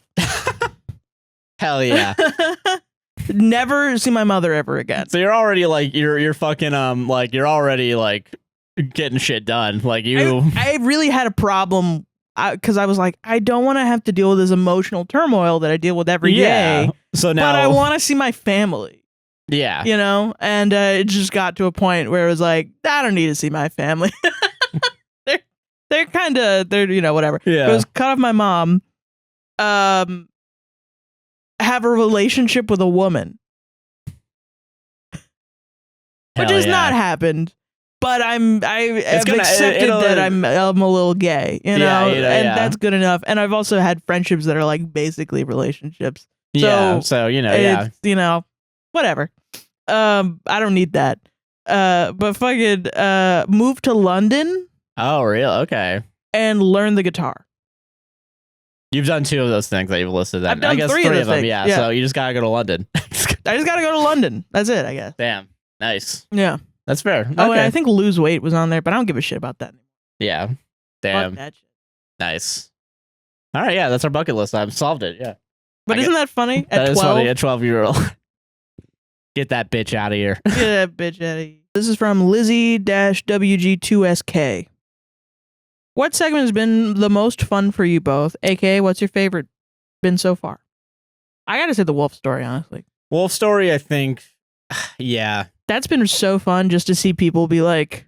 People still talk about it. That's a part of our brand. Wolf story, yeah. just wolf story. Not even like the whatever the fucking title was. All because of a Facebook ad. All because of a yeah. I remember early on, right after we did the first Reddit, I went on the Sigma Wolf subreddit. Mm-hmm. That was a lot of fun. Yeah, that was, but that's not my favorite. Yeah, you did not like it. Yeah, I loved it. I think I loved seeing you squirm. Is it Reddit? It might just be Reddit. I think there's something about. It's a love-hate relationship I have with the Reddit segment. You know, I do like doing it. I love doing it. It is legitimately fun. It is fun to do it. I wouldn't keep doing it if it wasn't like fun, you know, like fuck, I don't give a shit. But there is like a level of we have to do it or else no one will listen to it. Let's be honest here. Let's not fucking mince words. Yeah. I don't know. I don't know if I have a favorite. I don't think I do. You do. I don't know. Maybe you don't. Is it when I talk? It's whatever. It's whatever topic I do. Yeah. I like when we talk about movies and TV. I think that's kind of fun, and I like when people say that they watch the show specifically because of us. Yeah, that's nice. There is something like it's nice to share art. Yeah. You know, I remember early on before we did Reddit, and I think I actually still I liked when we did the Pink Floyd The Wall. That one was that was a lot of fun to do. That definitely felt like we were standing on our own laurels. You know, like we made that ourselves. And even doing like the not we made Pink Floyd's The Wall. Like we had the idea of I would listen to The Wall. Yeah. And I would listen to Doug Walker's shit, and you would watch The Wall, and you would watch Doug Walker's shit. We would compare notes. And that was like the first successful podcast before the Reddit stuff got big. Yeah, and I remember I really enjoyed doing the comparison of the original when we first talked about Tim Heidecker. Yeah. With Bo Burnham. Oh yeah, we did do that, yeah. Or when we watched Trapped in the Closet. Oh, that yeah. was the first time we ever like watched something and all the way through, yeah. And talked about it all the way through. Yeah, because that was a very that's some deep lore that you guys some will never deep lore listen that you all to. will never know about. Lost, Pirates of the Caribbean. Lost and Pirates of the Caribbean, yeah. Well, we did Dirty 20s. Yeah, Dirty 20s was good. Yeah. God. Lots of segments, but I will say the Wolf Story is maybe the best one for you. me. Yeah. I think sometimes Reddit's my favorite. And I think sometimes I think it might just be whenever like the media analysis or politics. Yeah. If we talk about those two things, I guess those are the worst takes. Yeah, that's something I would love to bring back. Yeah. I was thinking like what would be easy because I know you're doing your solo podcast. Yeah. I'm listening, I guess, to Cox and Crendor. Maybe doing like a very short 30-minute like morning show podcast. Yeah, something like that. Cool. That could be a little bit political. Talk about the news of the day. Like record it the night before, edit it the night before it goes out next morning. How many times though? Like maybe once or twice a week tops. Like it wouldn't be every day. Fuck that. I was gonna say. Get that. I'm not NPR. Fuck off. Like a Monday morning kind of thing? Yeah, like a Monday morning. That'd be cool. Yeah. I think that would be an easier thing to do overall than just like, especially if it's audio only. Yeah. Yeah. I think one of the reasons why this podcast is especially hard is because it's video. Yeah. Even if it's just pressing the 1 and 2 buttons. It takes up more computer power and it slows down and sometimes Premiere doesn't work and yada yada yada. But if I export my goddamn solo podcast right, it takes 30 minutes. This podcast takes hours. 2 hours. Yeah. Basically, I think it takes whatever the length of the podcast is, it actually takes about half the time to export and 2/3 of the time to upload. Yeah. So basically, even if I'm doing 6 hours of editing, there's another hour and a half or so of exporting. And then another like 2 hours of uploading and waiting. Jesus Christ. So that's 3.5 hours you have to factor into editing. Yeah, that it needs to be done before this time or else I'm not going to go to sleep early. So, yeah, you can see how this can become a logistical nightmare. It is a little bit of a logistical nightmare. Yeah. Yeah. But I think, that's about it, I think. What was the question? What's the segment has been the most fun? How do we get to there? I don't know. Yeah, fuck. I don't even know. I'm unmedicated right now. Okay, so Alithia1213 says, congratulations. What are y'all wanting for the future? Future of the podcast, future of the expanding APWSTR projects, future of anything you are excited about, I guess. Well, we're working on a bunch of stuff right now. So like I'm working on merch. Supposed to get a cricket in today at some point. Well, it's just outside. Just this whole fucking time. That'd be really funny. Yeah, I'm excited to do the merch. I'm excited for gaming. Mm-hmm. Even though gaming isn't really taking off too much, it's still definitely like, like a % of our audience is into it. I love starting new shit and no one watching. Yeah, I think it's fun. I think that's the best part. I don't know. I'm excited. I'm excited to quit my job eventually. And I feel like that's coming up soon. I feel like there's a lot of things we're doing. There's something that we're probably gonna announce next week because we gotta say we're gonna give approval on something and we're gonna actually plan out some like actual marketing shit for this. We have I've been working on like the website is now out. And that's where all the merch is gonna be. So definitely go hit that up. Sign up for a newsletter, so you can get notified. Yeah. I've been working on making more content for the Patreon. I'm working on making like some nice like prints for you guys for Christmas. Thinking about how to do t-shirts, maybe doing embroidery for like patches or like selling beanies where we actually make it like ourselves and then we ship it out to you. Which I think that would be really cool. And that's kind of in the short term. In the long term, I want to have like a studio. Yeah, I would love to have an office. Yeah. At some point. That's and have, like specifically sets. Yeah. Yeah. So I would love to actually do like if we do a Dirty 20 show, like I would love to have something that's not this. You know what I mean? Like I like the setup. I like how this is. This setup is awesome. I would love to have a more elaborate like setup at some point. Yeah. Well, it's like and also a place to work that isn't home. Yeah. That's like very much like so I can keep work there. Like, I'm gonna go to the office. Yeah. You know, like that would be really nice. Or like, for my solo podcast, I've been doing like stock footage and I'm working with an artist to have something to play, on in the screen, background, on loop, like a little animation. Yeah. When that goes public, which will once that's done, then that'll go public. But I think eventually I would like a set for that, or like if you do a morning show, you could have a set. Yeah. Or I would just like the availability to do that, and also merch. You gotta buy like 5 bajillion machines. Yeah, so you need space for it. And another thing too is that the way that we do the podcast right now, technically from an editing perspective, is not the best. Yeah, it's not low tech. There's there's a lot of shit going on, but there's like syncing video to audio is usually a hassle. Like having something that's actually consolidated all in one place. Yeah, and having like a computer that's actually good for exporting and like being able to do shit. Would you ever hire an editor? I eventually I think we would have to with the number of shows, but I think they would be very specifically for a show. Like I don't think I'd ever want to not edit anything that we do. Yeah, but it's definitely like with the amount of shit that we want to do, we're eventually going to need some sort of team, I think. Yeah, but I wouldn't want more than like 10 people. Yeah, that would be 10 people max. I still want to run this as like a small company. Yeah, same. Because I want all the money. I want all the money, you know. Love the little amount of money we make. No, I mean, like I don't know. It's very. When we had our intern, that was really nice. That was nice. But I'm also never gonna not pay anyone again. I felt so guilty. That was the word. Yeah, that was like and that was all above board. Like they knew that they weren't being paid. They asked to not be paid work like for free. But then they didn't. They switched internships and they weren't getting. They're able to use us as an internship, so it made sense for them to stay. And so yeah, that's fair. Yeah, I it was nice though to not have to post to TikTok and not have to post to Instagram for a while. There would be things that I think would be very easy to hand off to someone else. Editing is one I'm a little bit more iffy on. Yeah, but also it wouldn't be the most difficult thing. You know?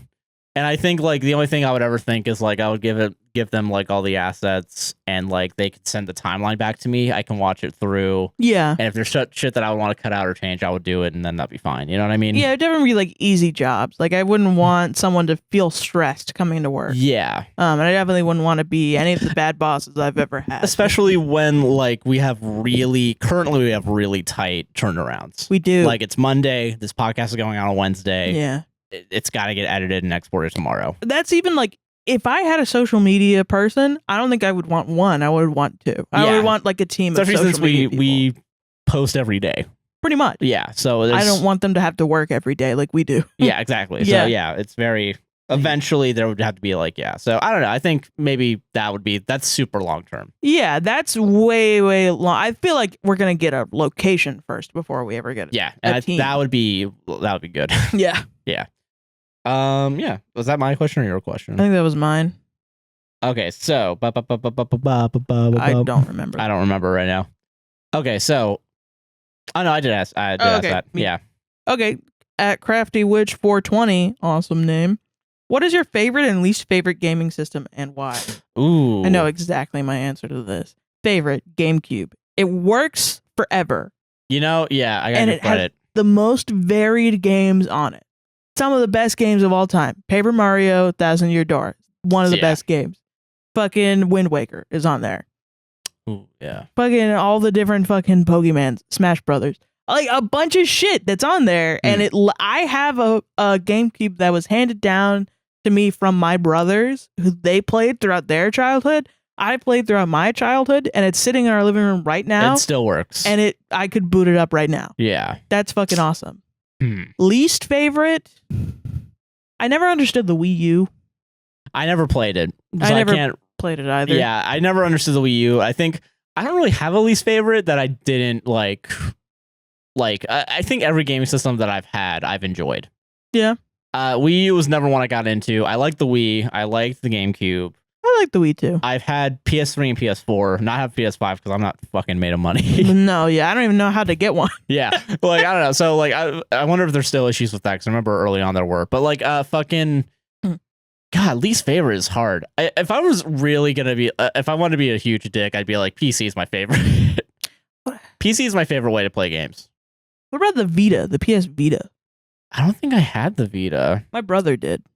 I remember the PlayStation Portable, but even then I never had like a real problem with it. Yeah. Yeah. Yeah. You know what? Maybe Game Boy Color was not my favorite, but also only because there was only one game I had on it. it was the Rugrats game, and I fucking sucked at it as a kid. So I think I have a bad memory of that. Crazy that you had a Game Boy Color and you never played Pokemon. Yeah, never did. I mean, I think I played Pokemon, but I don't remember. You were My baffling sisters. to me.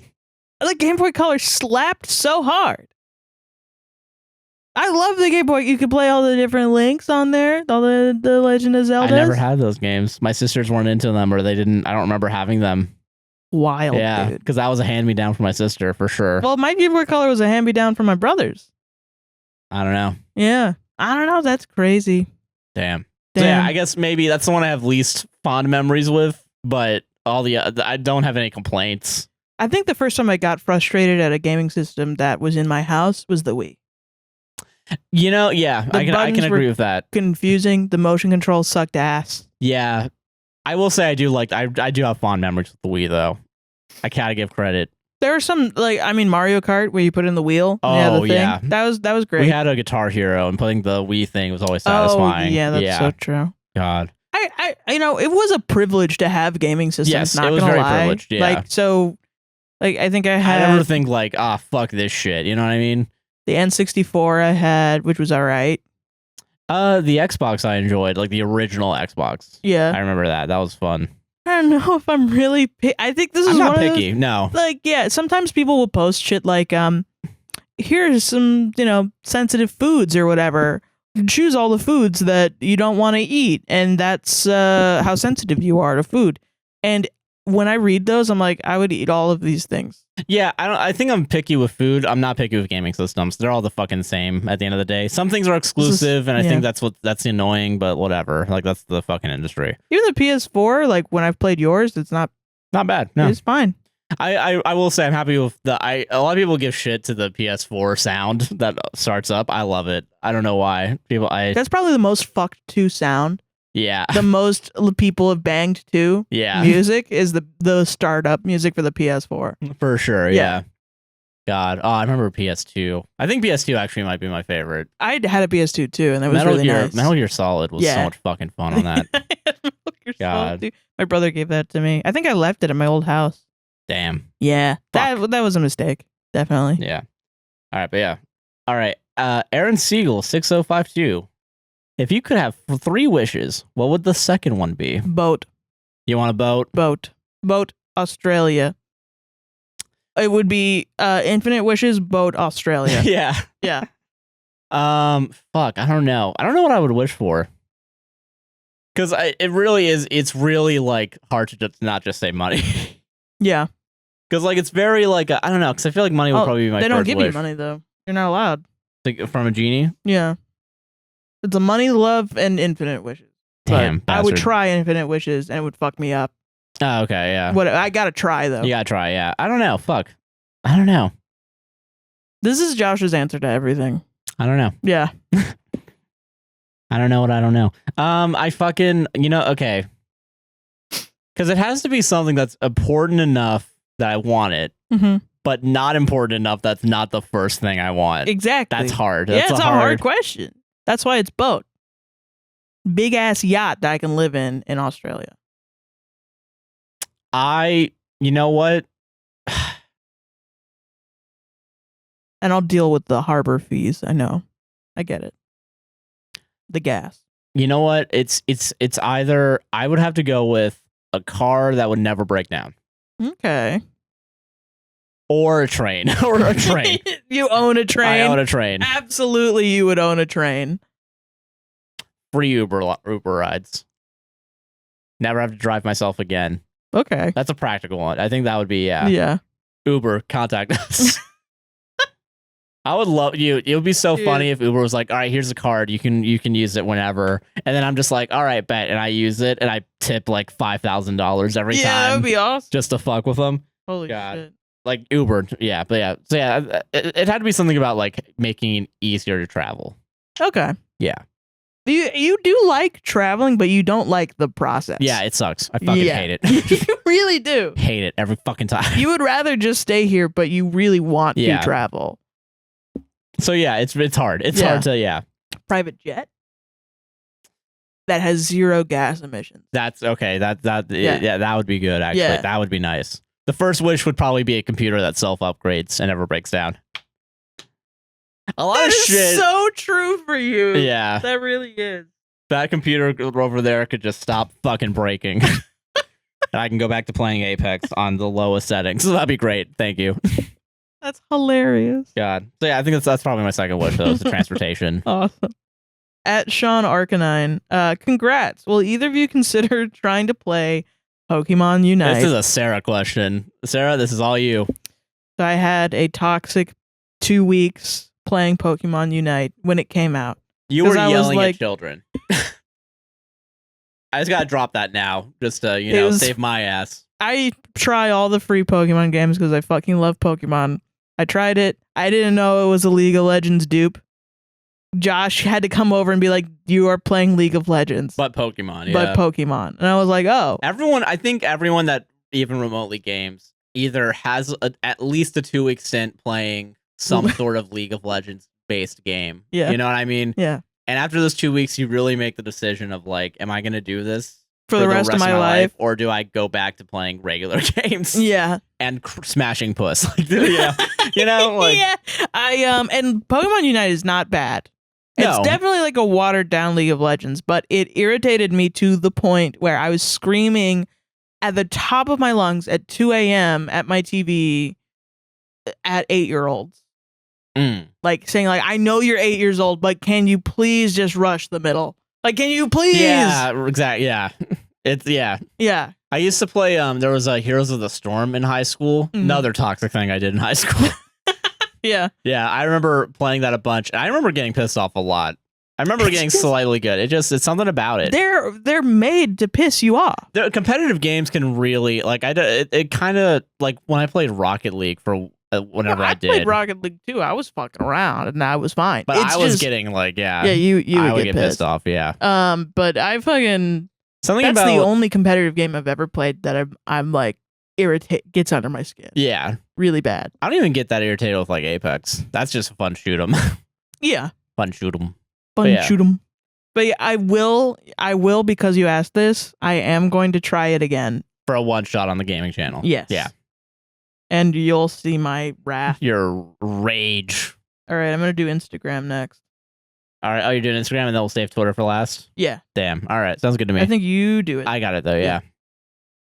All right. From Bonnie's Candy Kingdom. What are y'all's opinions on Ariana Grande's cheating scandal? All right. You guys want a real controversial opinion?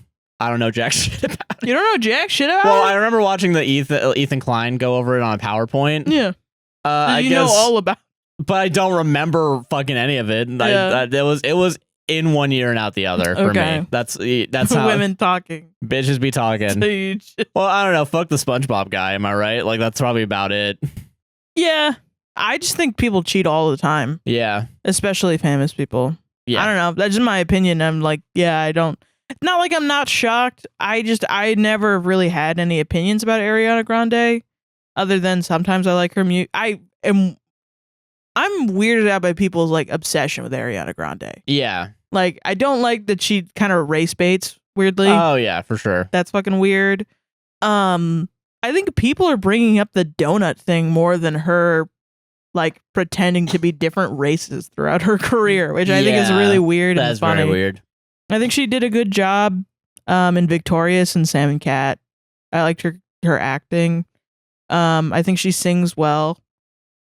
I just assume everyone cheats. Taylor Swift cheats. Fucking everyone cheats. Yeah. Phoebe Bridgers cheats all the time. Yeah. Not that it's okay to cheat. I just am like, I don't know. Zero here and pro cheating, everybody. There must be Put that in your bingo cards. I just think like there must be something in the fucking water for famous people. Yeah. They must be cheating all the time. Cheating all day. I wonder if there's like a thing with people who want to be famous where they're like, I gotta cheat now. Like the SpongeBob Every guy. time I cheat, the number goes up I more get on my a little Instagram. bit more Yeah, I famous. get a little more famous. Like, yeah. do you think he actually loves Ariana Grande, or do you think he's just cheating on his wife who just had a newborn some baby clout. to get some clout? Probably clout. Yeah. Gotta get that clout. Now everybody no knows such thing as bad press. You know what I'm saying? SpongeBob guy. Yeah. As SpongeBob guy. And honestly, I think most of this shit is fake that they tell us. It's all meant to sell magazines. Yeah. I think it's weird that he looks exactly like her brother. It is weird. It's weird. That's that is fucking weird. Yeah. Gross. Yeah. Ugh. Yeah. All right, but yeah, that's my opinion. Yep. At Kawaii_animation_uwu. When did y'all guy get together? 2018. Yep. Citizen Kane. November 4th. We met, and then November 7th we started dating. Yeah. Yeah, those are our anniversary dates. Yeah, What's my birthday? 2018. May 25th, 1999. Okay. What's my birthday? Fuck. Why did you do this to yourself?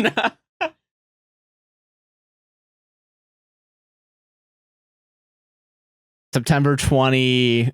I get confused on the 20s. I'm sorry. It's either 24th or 27th. It's one of them. Yeah. 27th. Yeah. 98. No. No, 97, because you're technically 2 years older than me. Everybody flame Josh in the comments. I forget that you're technically, because I graduated a year after you, so I always assume. Yeah. And also right now you're a year older than me, so I assume. get your age wrong a lot, not gonna lie. So yeah, I always think you're 23. No, you should still flame me though. Yeah, you should though. You should flame him. And if you flame me, you're ableist. What are the colors of my eyes? Yeah, your eyes are sorry, they're brown. I said it in the microphone. Oh, Josh, right. Get him down there. Okay. So yeah, okay. Fucking from Angela. I'm gonna stop saying last names. I'm sorry, I've been saying so many last names. I don't want you guys getting doxxed. Yeah, that's true. I'll censor all the times I think there's a last name. So Angela says, where did the podcast name come from? I have listened to all pod episodes, but also have the memory of a baked potato slime. Sorry, I've already told the story. I've always been so curious. That's okay. This is cringe. Josh made it up. I made it up.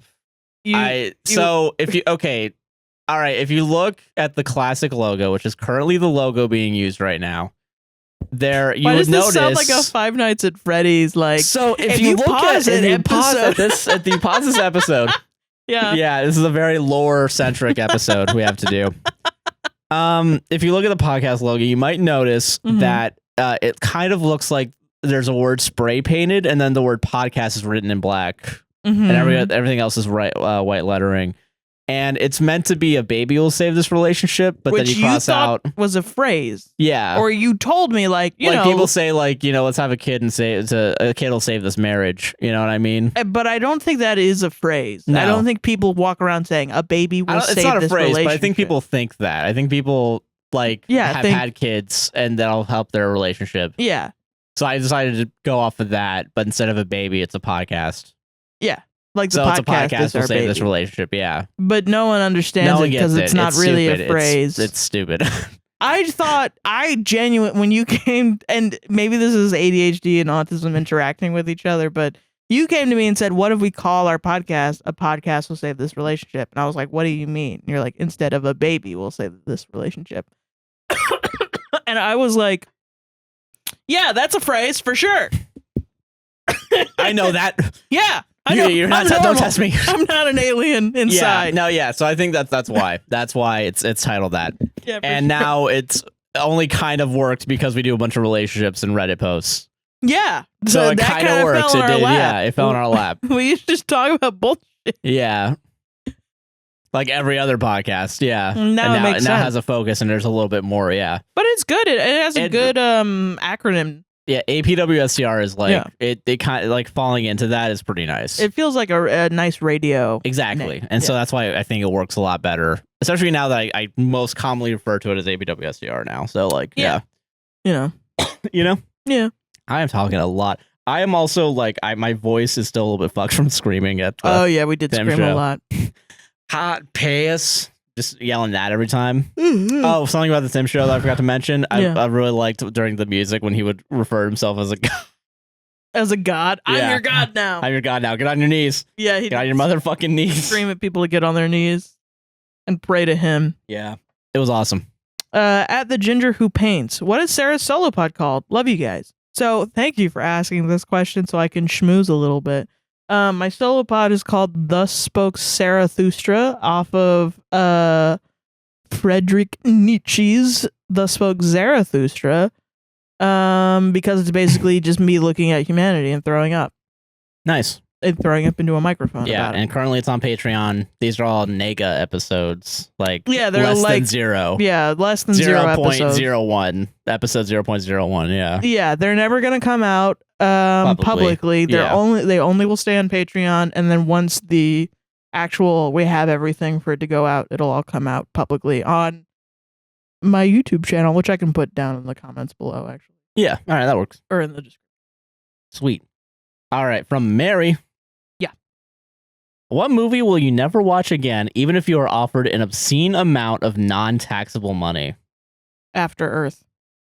Okay. Will Smith and Will Smith's son, who cannot act to save his damn life. Also, M. Night Shyamalan directed that. I forget a lot of bad movies I watch. Yeah, makes sense. And so I definitely am blocking out bad movies, so I can't think of a bad movie. The reason I'm saying After Earth is because I saw it in theaters with my mother, which actually was a nice time. Yeah, because you didn't have to talk to her. No. It was actually like we had like a good like girls' night out because I think what happened was we tried to go to a Halloween Horror Nights at Universal. We didn't realize just having preferred passes meant that you couldn't get in. Oh, yeah. So we had to buy tickets, but we couldn't buy tickets. They were sold out that night. Oh, wow. Yeah, so we were like, fuck, we were going to go like on a whim to Halloween Horror Nights. So what are we going to do? So we were all sad. We were like, oh, let's go see the new Will Smith movie. The Will Smith vehicle. Yeah. At the big fucking expensive theater at Universal. I just thought of a movie, the original Suicide Squad. I'm never watching that again. Really? Wow. I don't think I would. That movie's so badly edited. Yeah. That it hurts me. Really? Yeah. Damn. But you had to say Will Smith to remember that because I was trying to think of. Oh, yeah. He's also, I he's forget. also in that, yeah. Yeah. Damn. Sometimes you just watch a movie for Will Smith and then you're like, this was terrible. Yeah. Like, and it's sometimes weird. they slap. Sometimes they slap. They actually slap. Yeah. Slap. Sometimes. Someone Yeah. Someone on Spotify. No one asks us questions on Spotify. Thank you, Spotify. Thanks listeners. so much. I don't give a shit. I fucking care. Yeah. But someone on another podcast, like, because Spotify will automatically ask the question, "What do you think of this podcast or like this episode?" It's almost like it was dog shit. Well, no. Someone says good podcast. The hosts are pretty funny. I just wish they cut out the dead air a little bit more. Oh, okay. And to that person, I say you should watch the podcast because it's super funny when there's dead air. Yeah. And also, fuck off. I mean, I think that's a fine criticism. That's a fine criticism. I'm joking. It's just we're doing visual gags and you don't know what's going on. Yeah, so I get it. But After Earth, we saw that and we were like, oh, let's go watch this movie, and it was so overly produced, and we were sitting there like, this looks really good. Why is this bad? And we couldn't figure out why it was bad. We were literally like looking at each other like, what the fuck is going on? I don't understand why this is so bad. Like, everyone sucks in this. What the fuck? We couldn't figure it out for 2 hours. And then, directed by M. Night Shyamalan comes up. And we go, yeah. Fuck. Okay. Yeah, okay, I get that. Yeah, I'm never going to watch that. I don't even know what, it was about a whale, I think. I think it was about, like, it was like Moby Dick, but in space. Oh, okay. I don't remember. I don't know. I never watched it, so. And about growing up. Damn. It's about family. It was about like how you have to murder a whale to grow up. Oh, okay. Cool. Doesn't make any goddamn sense. Because M. Night Shyamalan. Yeah. Good movie. Remember when people thought it was going to be the next Spielberg? You. Fucking Nolan's more likely going to be the next Spielberg. And fuck him. I mean, I love him. Okay. That was a good bait on my end. Thank you for taking it. I appreciate it. At Kennedy, this sounds dumb, but how do you send in listener stories? We're never gonna do that. With our content being stolen, we don't want your story to be stolen. Yeah, I think it's mostly that, and straight up, I'm gonna be real with you guys. There are 99 stories in that form right now. Oh wow! I cannot take it. I cannot even. Has become a lot of. It's hard. It is emotionally taxing to read. It's very bad. There's there's some stories that I look back on that I would not pick today. Yeah. Just because I can't, I wouldn't be able to handle it as well anymore. And also, I think because we took a lot of those stories, I think a lot of people come in with these like, well, you know, and there's never been a story where there's been only like maybe 3 stories in total where I'm like, you're kind of an asshole. Yeah. But like every other time though, it's like it's a lot of like shit that I can't even handle, you know. And I think also doing this for so long, it's affected us. Yes. To where if it's not comically funny, the person being the asshole, I don't know if I can read it. I don't know if I can read regular "Am I the Asshole?" where a woman is saying like, "My husband beats me." You know? It's weird. We've had to pivot a lot to a lot more goofy, and horrifying shit. Yeah. But also, it's not at the expense of a listener, and also at the expense of our audience. I think, you know what I mean. I think that's what it is. Yeah, that's kind of the fine line we've been walking because I don't know. We have morals, and we don't want to take from our audience and like. What's the word? Exploit you. Yeah. For clicks. Like, I don't ever want to do that. And even when we started doing listener stories, I was like, I don't want to do that. And that's why we would mostly choose listener stories that you were not the asshole. Yeah. Because it was like, I want to tell this person that they're not an asshole. Yeah. I think that's why I'm choosing this story. Yeah. And so now when I read Reddit stories and choose them, I want to make a point about this story. Yeah, I think that's how we've kind of pivoted, because I think there's a lot of stories that we do that you can apply to yourself and like realize like, oh, maybe I shouldn't be treated this way, or oh man, that guy fucking sucks. But that's also very similar to how a person I know, should I keep being friends with them or something? You know what I mean? Like, yeah, exactly. And I mean, really, our point is comedy. Yeah, that's like, and I think we want to make fun of people. We want to make fun of people. Yeah.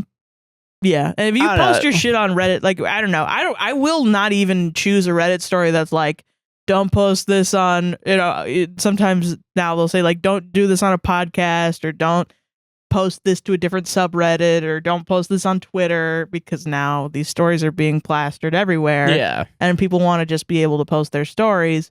There are other subreddits for that. Oh yeah, for sure. And I don't know. I think it's gotten really taxing. Yes. Yeah. I agree with that. Emotionally for us. Yeah. It's just gotten harder. It's gotten harder, yeah. I don't know. So I think that's probably, yeah. Yeah. All right. Samantha.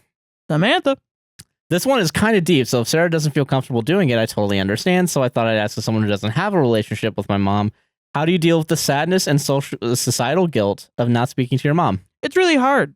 Definitely in the first couple of years, it's very hard.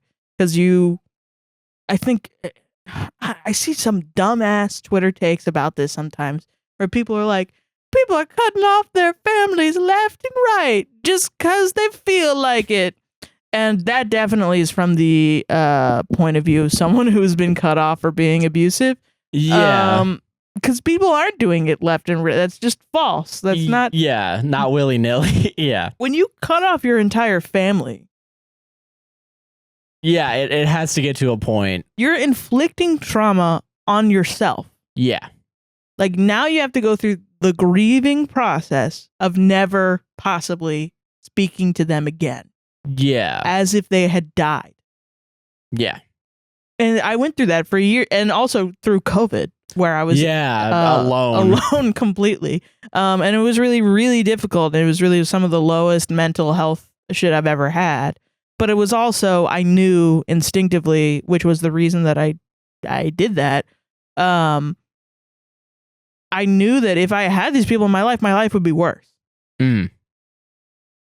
And that's shitty. That sucks. That should not happen to people in a family. I think definitely my family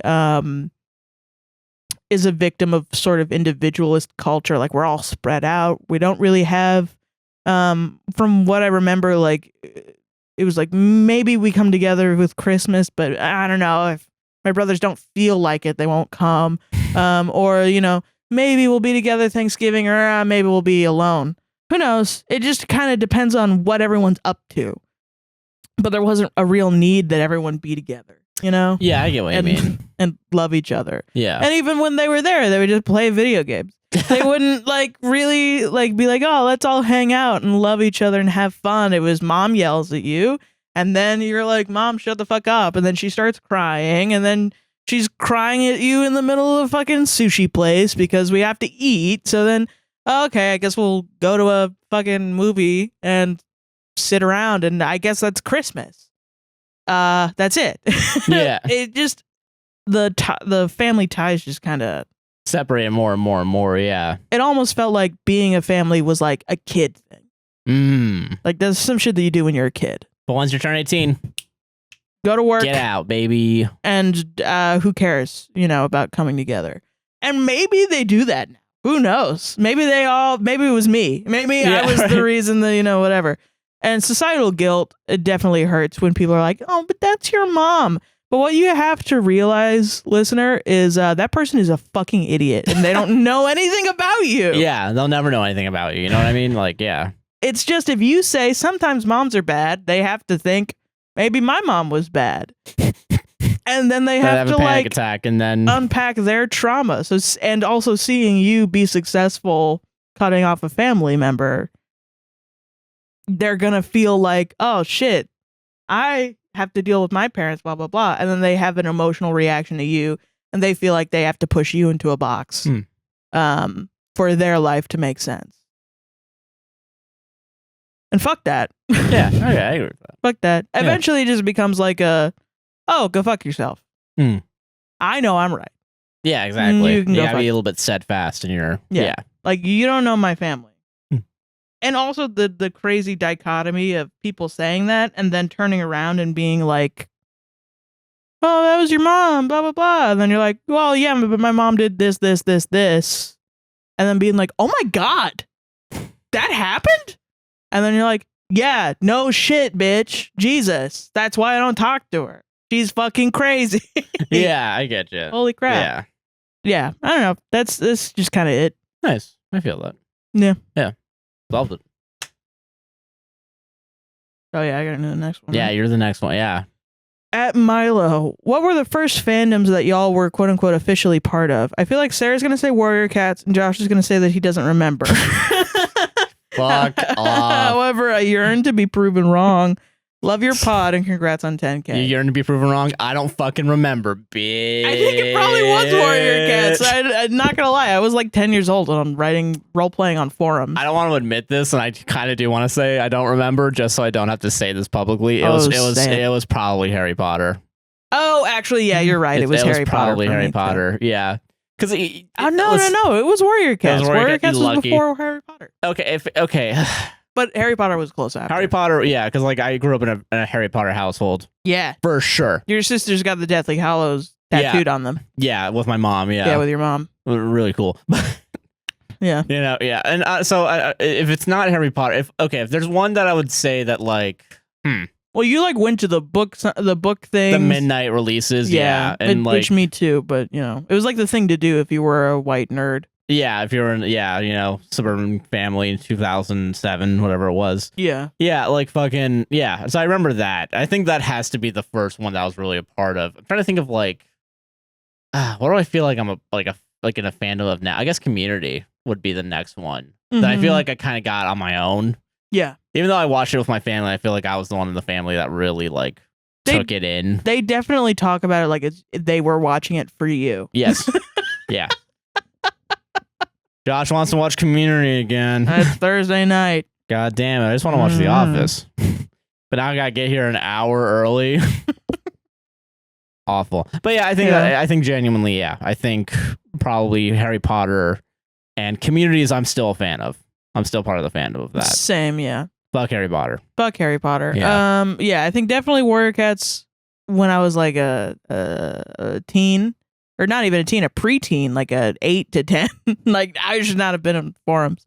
That and then Harry Potter and then Community. And then I think I got into like British TV, like Mighty Boosh.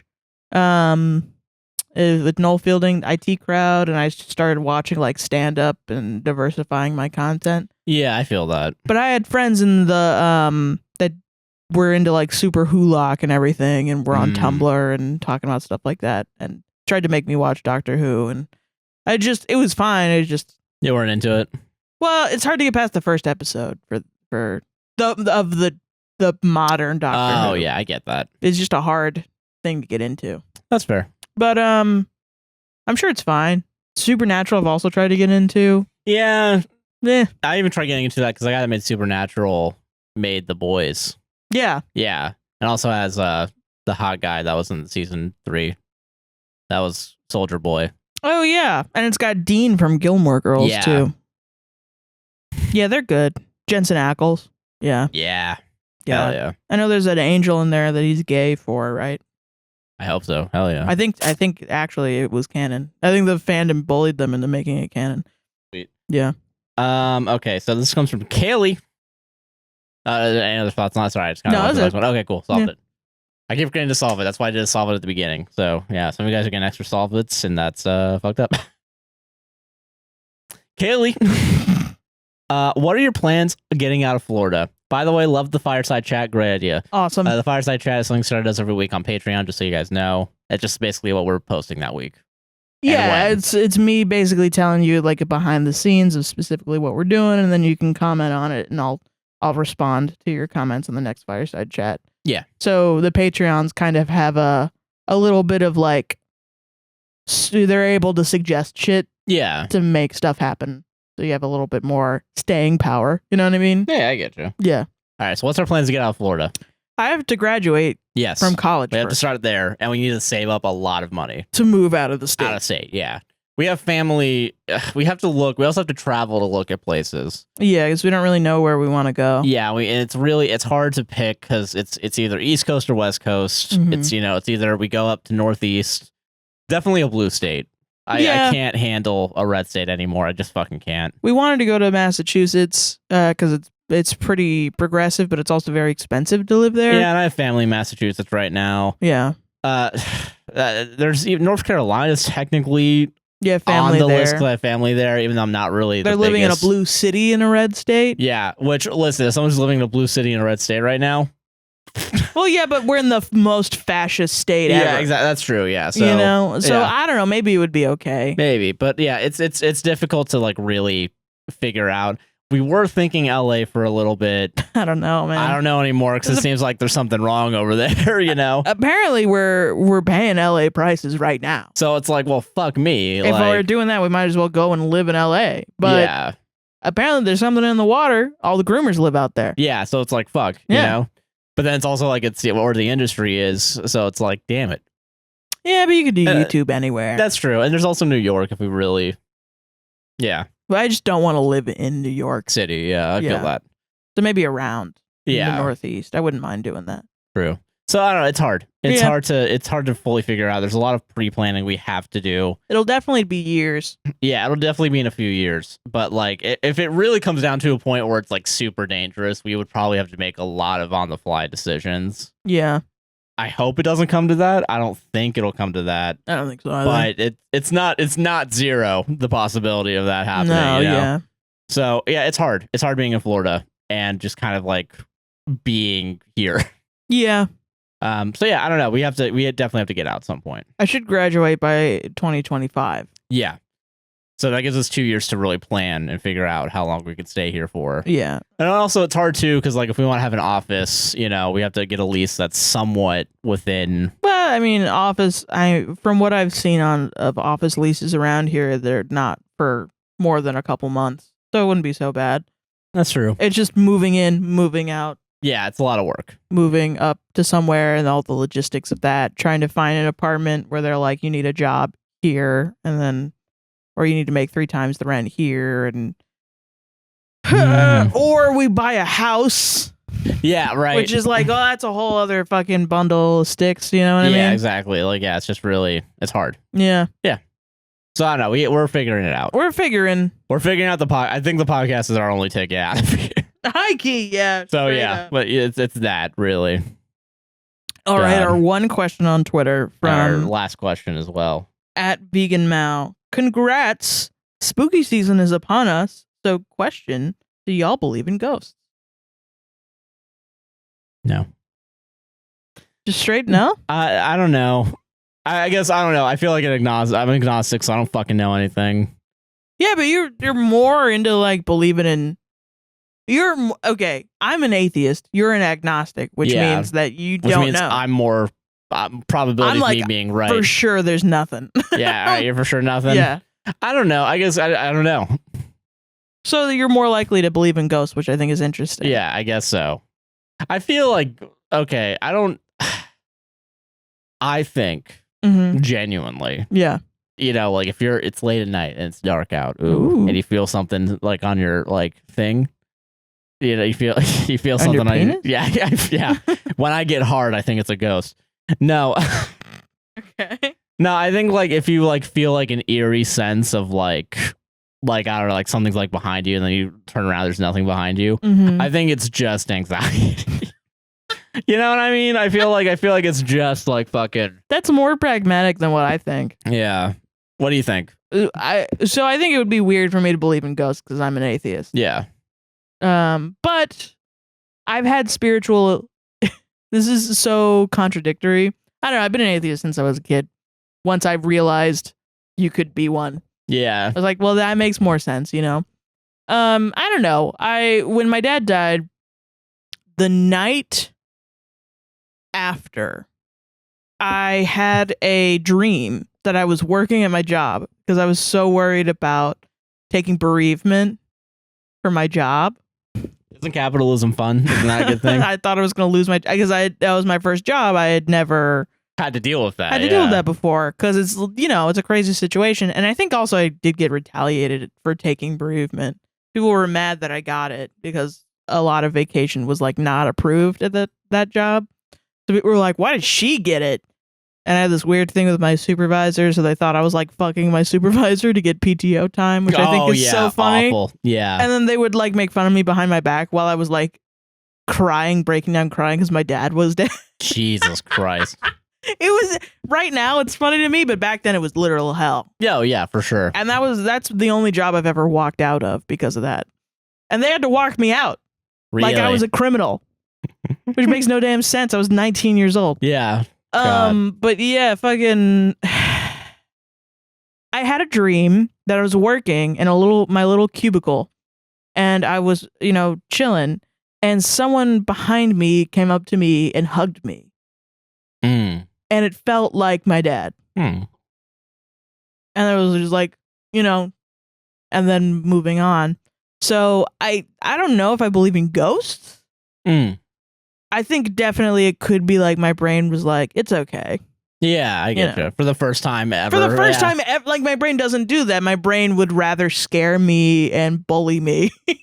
But I guess in that situation, it was like, you're too sad. You need to be more happy so I can bully you for the rest of your life. Yeah, yeah. Yeah.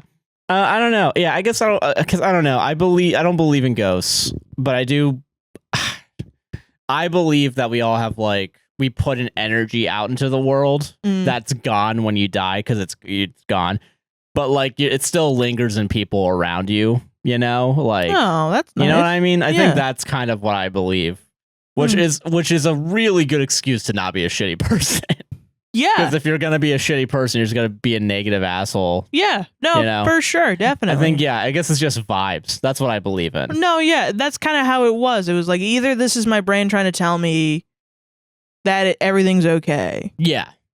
Or it's my dad being like everything's okay. Yeah. But who cares? Yeah, right. It's everything's okay. Exactly. Know? Even though it's not, and it definitely wasn't at the time. It didn't feel like it. But it was like, you know, I'm not going to stop myself from believing in that. Mark Maron is a great special about it, actually. Yeah, the From Bleak to Dark is really good. I kind of get where he's coming from. You know what I mean? It's absolutely what happens in the grieving process where, like, he has a great phrase for it. He's like, you go mystical. Yeah. It's like you see a hummingbird and it's like, of course, she's in a hummingbird. And like I see there are like white herons around here all the time, and I always think that's Dad being like, "Good job, buddy." Yeah. And I don't know. Why would I take that away from myself? Yeah, I don't want to take it away from anyone else either. Yeah. If someone came up to me and said, "My dead dad isn't a bird," I would be like, actually, logically, that's not true. Physically impossible. How can a human being be a bird? How a human being be in the soul of a bird? Like, shut the fuck up. Just Joe Rogan mic real quick. No, actually, no. Joe Rogan would be like, dude, I saw my fucking bird dad. You know, like, I saw my fucking bird. Yeah, like, you know, I don't know if I like fully believe in it. I don't believe in like angry spirits. What's the point? Yeah, I don't know why you'd be angry. You're dead, baby. You don't gotta worry about shit. Yeah, you're dead. Nah, I'd fuck around with some people. I think also I have a weird opinion about ghosts where it's like, we're living here first. Yeah, you know. If they're in your house and they're turning on the TV and they're turning on the lights, whatever, let them watch TV. Yeah, This was their house long ago. At some point, yeah. You know, you got a roommate. Exactly. Chill out. You're not alone, thank God. That's how I feel, yeah. Yeah, I get that. I agree with that. Yeah. Yeah. That was all the questions I think we got. I think so. God, you guys gave us I did not expect that many questions. I didn't expect that many questions either. Yeah. Nice. Well, that's all. That's a peek into our world. Yep. I don't know how to transition to ads. And you're still going to get 10 Reddit stories. Look at you. Fuck. Ads. Welcome to the ad break. Hello. Hey, are you enjoying this podcast so far? I am. Then you better like, comment, subscribe, and hit the gosh darn bell if you're on YouTube. Aw, dang. And like and subscribe and I did say that, didn't I? You did. But also Patreon, right? Oh, also rate us 5 stars on Apple and Spotify podcasts. There you go. And check out our Patreon at patreon.com/APWSTR. Get exclusive content and early releases, ad-free releases as well. Yep. And it's only $1 a month if you want to have your name at the end of the podcast. In the description, it's $5 to $10 a month. And also, it's a free trial for 7 days. Yeah, for the $1 and $3 if tiers. If you don't even want to give up a dang dollar. Yeah, you can get a bunch of content. My solo pod fireside chat where we give you a behind-the-scenes look into what's going on here. Yeah. Content early. All the gaming content early, all the podcasts early when we can do it. Sometimes we can't, but most of the time we can. Yeah. Yeah. If you want to do a one-time payment and just buy us a bunch of coffees, you can go over to buymeacoffee.com/APWSTR. Buy us a coffee. We'll read whatever you have to say during the segment. Hell yeah. Oh, and also we're doing a Dogma stream, and it'll be the last Matt Damon podcast for a while because of SAG-AFTRA. There's currently a regulation against podcasts. The reason why we think we're okay to do Dogma is because you literally can't find it. You can't find it. You literally cannot find it. You have to buy it on DVD. To watch it. Yeah. So, it's not really going to studio money. Yeah. But that'll be the last one for a long time until we can do that again. So yeah, companion podcasts are apparently out. So go to the Patreon.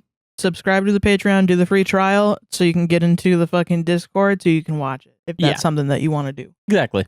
All right, so we have coffees from people. Yeah. Let me read them. Okay, go read them. I just gotta say that because it's gonna be done in like a week or two. Okay, go read it. Okay. Twinkie Mayhem bought 3 coffees. Twink Mayhem? Twinkie Mayhem. You fucking pervert. Twink Mayhem is like really funny. Yeah, that's up my alley, you know what I'm saying? Up my ass.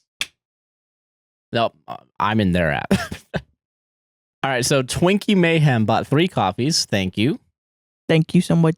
New favorite podcast, so glad I found it. You both rock. Just one question, though. Have you ever been so far as to even pretend to even want to go to do more like? Yeah. Many. Hashtag samesies. I don't know what that question is. I don't know. Yeah. All right. I'm sorry. I don't know. I don't know what that is. I don't know what that is. That a reference?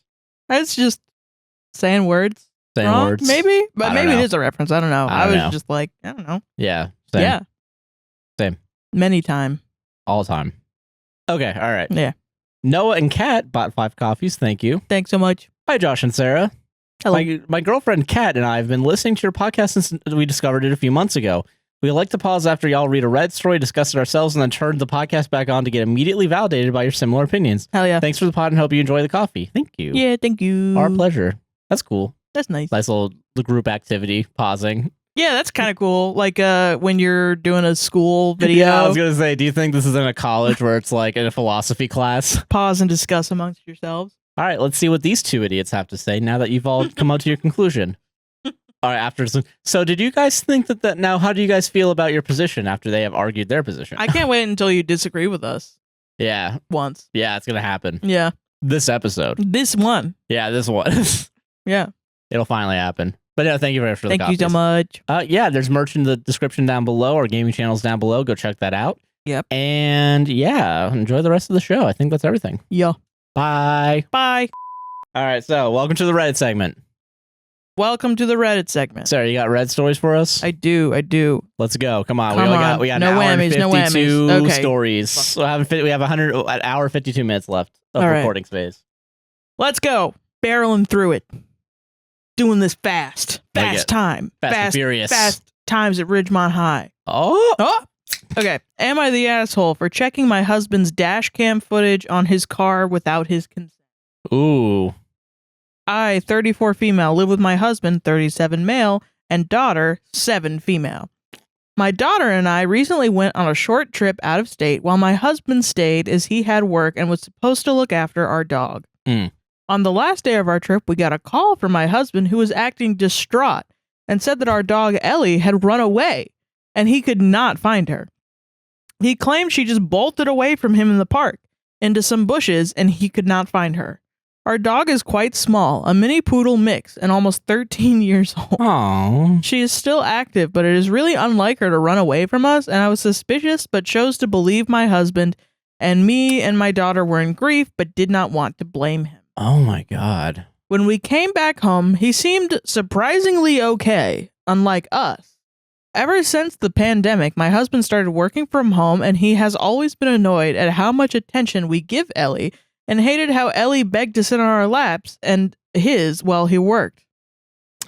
That's what a weirdo. What the fuck? Gotta say, this is written really well. Yeah. Like, with the events leading up to yeah, you know? This is, Jesus. I don't like this guy. A few days later, we got a call from an animal rescue in a neighboring state, quite far from us, that she had been found. I picked up the phone, and it was on our landline, which we almost never use these days, but was the contact on the microchip. I told my husband, and he just said, "That's great. I'm so happy." I don't like where this is going. Wait. But it felt kind of blunt and insincere.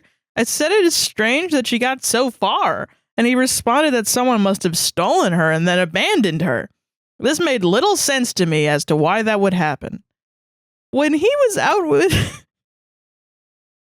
Okay, I'm trying to hold it together. I want to say for the record, I do know where this is going, and I'm still so fucking pissed off at this story, but okay, let's go. Let's do it. Oh, God. Big reveal, Sarah. Come on. Okay. When he was out drinking with his buddies, I copied the videos from his dash cam for the days I was away and saw that he had indeed taken Ellie far out of state and clearly dropped her in front of his car, thrown a frisbee-like object into a field, yelled "fetch," and drove off without her. Oh shit! Burn in hell. Burn in fucking hell. I didn't realize the dog was 13 when I read this story. That's crazy. That dog would have died. That dog would have fucking died. It's a miracle. Listen, I don't believe in much. I do believe in a miracle because that fucking is crazy. I was livid and confronted him, and he just stupidly muttered how he dropped her there so she could find a farm and have a better life, and then the next day got really angry at me for viewing his dash cam and called me and my daughter assholes. What? Why are you throwing the daughter into this? 7-year-old. That 7-year-old fucking bitch. This motherfucking cartoon of a person. Put a dog down and be like, can you imagine marrying someone and not knowing they're like this? And it's just revealed because the dog gets a little bit too much attention and wants to sit on my lap. It's a dog. That's hell. You're going to hell. You're going to fucking hell. There's not a... How long do you think the guy was taking care of the dog before he did this? And then was like, 2 seconds. Fuck, they're coming back today. I think I gotta call him. You and know tell what? him. I'm willing to bet first day he does it, he waits 2 days to make it seem like it didn't. It wasn't like a. That's really funny. That's because like how the that's ridiculous. That's so you go crazy. To there. You go to you get in your car and you drive a little bit for like 30 minutes and you're like, fuck, I forgot something. I gotta go back. You go back and then the husband's like loading the dog into the car and he's like, we were just going to the park. Going to the park. Totally wasn't gonna a suitcase and a Motel 6 like receipt, like MapQuest paper printed out. He's like immediately gonna get rid. Oh my goodness! I don't know why this is so it's so mean and cruel. It's so cruel. But it's the worst thing. It's like Jesus. such a childlike thing to do. I don't know. That's divorce right there. That's a fucking divorce. Yeah, you called your 7-year-old an asshole. Asshole for something you divorce. did because you didn't trust your husband for good reason. I don't even know how you would, like, why did you divorce your husband? So we had a dog. We have a dog. We have a dog. I have a dog. Sorry. I do. He doesn't anymore because we're divorced. And he tried to get rid of it by... He wanted to find a farm. He wanted to get eaten whole by a coyote. Yeah. That's what he wanted. Jesus Christ. Holy shit. Dude, if that ever happened, like, Christ, man. Dude, if I just, like, took our cat and just, like, put it on the highway... Crazy. Oh that would be crazy. You're unwell. You need therapy if you do this. One of our cats got out and hid in the fucking truck engine outside, like, and fucking we were 10 devastated. feet. I could not stop crying at the thought that maybe he was gonna die in there. Yeah, from the heat exhaustion. Like shit. I can't handle our cats being outside our home. Yeah, for a minute. Yeah, 10 feet out. Yeah. Christ. I feel sad when I see a stray cat just in general. Like, come on. Too. God, what a dick. Some people just have no empathy for pets. And honestly, they need to be locked up. They feel like they gotta compete. They gotta compete, yeah. It's a pet. I should be on your lap. Me. On my 7-year-old daughter's lap. Yeah. Weird. Weirdo. Solve that shit, though. All right, I got an easy one for you. Easy one? I've been doing some crazy ones. You have, yeah. All right, why would I keep a hot streak going? If you fucking read this and it's 50, my husband, 7, my 7 husband, 53 years old, I'm gonna punch you in the face. I'm gonna commit abuse. No, it's not. Domestic violence live on TV, right? No, it's okay, guys. Come on, guys. Gloves are coming out. Don't worry, guys. It's okay. Guys, just calm down. All right, it's an easy one. I'm gonna ease us into the stories I have. Come on, Josh. I'm stuck in Sacramento right now. You're I gotta stuck get in out Sacramento. Of there. You gotta get out. I'm gonna start us off easy. Start us off light. Okay. Like a light roast. That's called planting images in for later. That's foreshadowing. You're going to thank me for that, Sarah. Am I the asshole for throwing my McDonald's trash out the window on a road trip? Yeah. Yeah, you are. There are 2 edits to this that I'm saving for the end, just so you guys know. Fuck all of you guys like you haven't thrown trash out of your car. You are not that far off. Yeah, I'm sure that's how every person who does that thinks. Well, you're going to keep trash in your car till you get to a trash can? Yes. Yeah. Me and friends are on a road trip from Amarillo to Austin to see a band. I am really close friends with the 2 guys, and one is bringing his girlfriend, who I don't really know. I am the driver, and it's my dad's car. We went to McDonald's on the way out of town, and after we were done, I asked everyone to gather up the trash, and then I threw it out the window. so my dad's car won't get dirty. Because my daddy's car can't get dirty. No. Well, then fucking eat it in the car and then throw it out before you leave. Nah. The girl with us freaked out, and she actually wanted me to turn around and pick up the trash. Of course, that's ridiculous. It is a little ridiculous. So I drove on, but she and I argued the whole way to Austin. She even bought trash bags at the next gas stop. That's nice of her. And said she would be, quote, in charge of the trash all trip because she wasn't traveling with a slob. Good. I like that. I like her. Part of this argument is that I have literally always done this. My parents have always done this. My grandparents have always done this. Most of my friends throw their trash out the window. It really keeps your car clean. She said that everyone in your family is an asshole, and she told my friend that if he ever did it, she would break up with him. Based. She said that she was from Colorado, where apparently they are a better class of people. This guy said glass. And I was just a bumpkin beyond respect. Am I the asshole? Yeah. 2 edits. Yeah. Edit. What's with the downvotes? It's against the rules in the sub, FYI. 2, second edit. People who are accusing me of breaking the law are also downvoting me when it's against the rules. That's just as bad and so hypocritical. Fun fact, first comment on Am I the Devil? Yeah. Apparently, the famous Don't Mess with Texas started as a state anti-littering campaign back in the 1980s. Really? I didn't know that. His state is pretty anti-litter. What a doofus. What a doof. Yeah.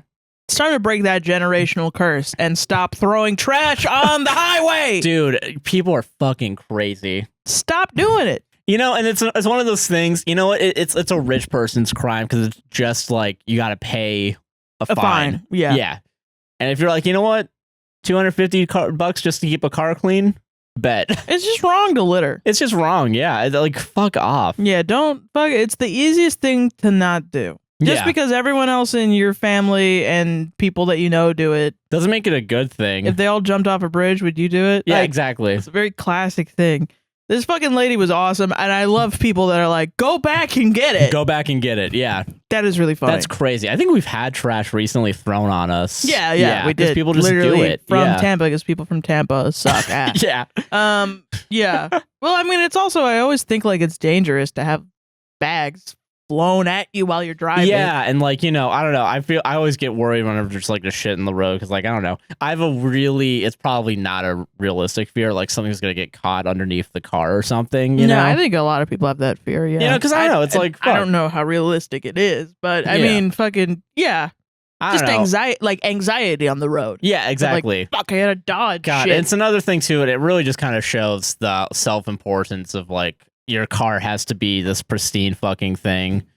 It's just another thing that really I hate about car culture. I mean, you know, like, it's rude to leave trash in your car, but there are many other ways to deal with it. Like getting trash bags. Or fucking staying in the McDonald's parking lot, eating and then throwing it away. Because they literally, you drive out of the drive-thru, they make trash cans that you can like toss the little things from your fucking They window. make it so easy. They really do. There's no excuse at all. It's so funny. You go to a gas station.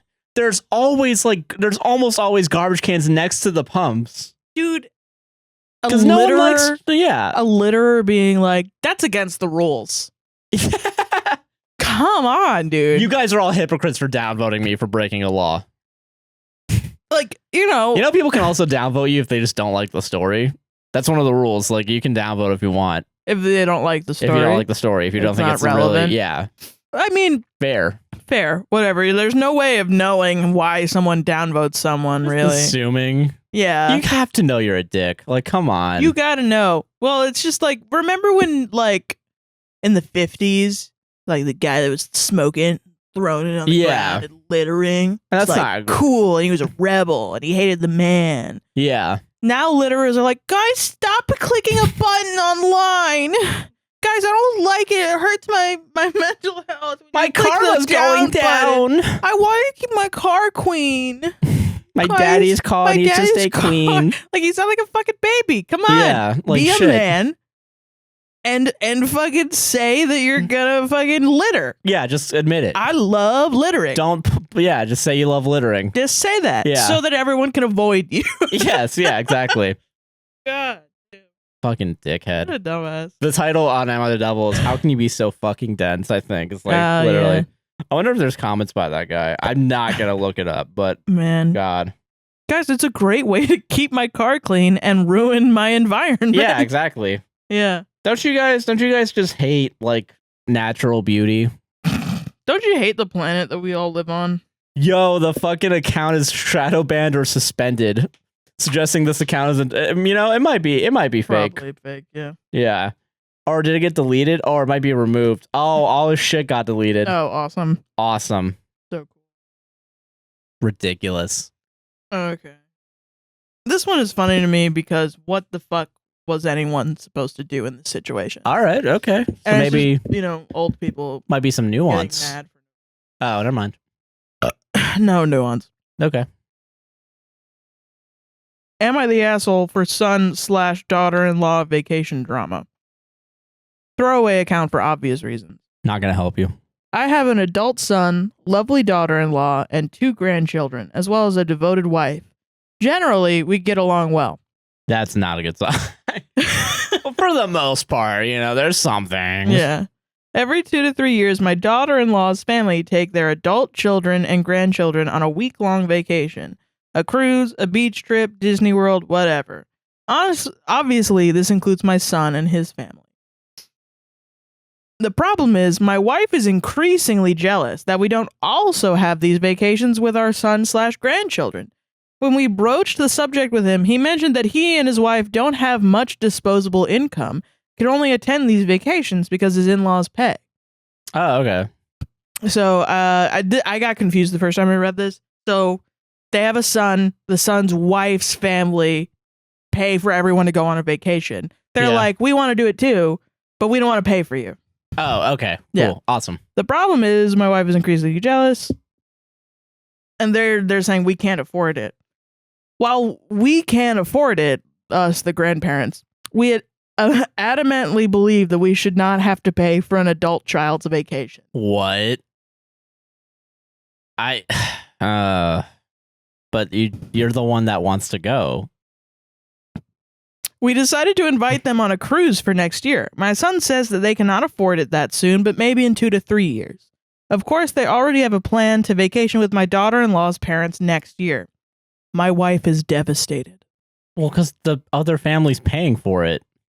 I suggested if you're not paying for it, don't get pissed off when they're like, I can't afford it. But they're paying me to go on vacation, so I'm going to take it. I'm not going to not go on vacation just because you guys are jealous for no reason. Ridiculous. Fucking idiots. I suggested that they bow out of the in-law trip next year. No. And instead, take some money out of their line of credit to join us. What? Oh, no. So we aren't getting any younger. We're going to die. We're going to die. And you're never soon. going to have a vacation with your parents because you don't make enough money to pay for us. What guilt-trippy assholes. Oh, my God. I bet you guys were great parents when you were younger. Yeah, sure. Yeah, I'm sure. My son got upset and said that he shouldn't have to go into debt for a vacation. So true. That's fair. And that maybe we could do a weekend getaway instead. Look at that compromise. That's so a nice. Compromise, yeah. My wife and I kind of lost it and said that we are tired of being treated like second-class citizens. Yeah, you know what? A second-class citizen is able to go on vacation every year. Yeah, actually, yeah. You know who has the ability to treat you like a second-class citizen? The mayor. Not your own son. Yeah, They have nothing to do with the city. Every time I come into OIA and it's a fucking mayor buddy fucking and he's saying, get on your damn knees. And love Orlando. And love Orlando right now. Yeah, that's when I feel like a second-class citizen. I built this people mover. Am I the asshole for what I suggested? It's only about $5,000 for the cruise for all 4 of them. We're not expecting anything crazy. Fuck you. Dude, I want a vacation, but I don't want to pay for it. So I'm going to guilt trip my son and his wife to pay. And I think they're paying for themselves too. They just don't want to pay for their son and their wife and his wife. So they could go on it themselves. But they're like, we can't pay that $5,000. And they're like, so why don't you just go into debt? Go into debt. Horrible financial advice. Like, come on. Like, okay, listen. If you want to go into debt for vacation, fine, whatever, right? I'm not going to judge you for your I'm not going to judge you if you do that. Don't do it. But it's crazy don't recommend it. To be like, you should do that. You need to do that for me. Mm-hmm. For me. For me, because I'm going to die. Because I'm going to die soon. And you're going to not. You're going to hate. You're going to regret. Yeah. Yeah. Awful. Abusive. And they say that they could pay for it. And they could pay for it, but they don't want to. They don't feel like it. Because their son's an adult. Because you stop caring for your kid when they're 18. Yeah, exactly.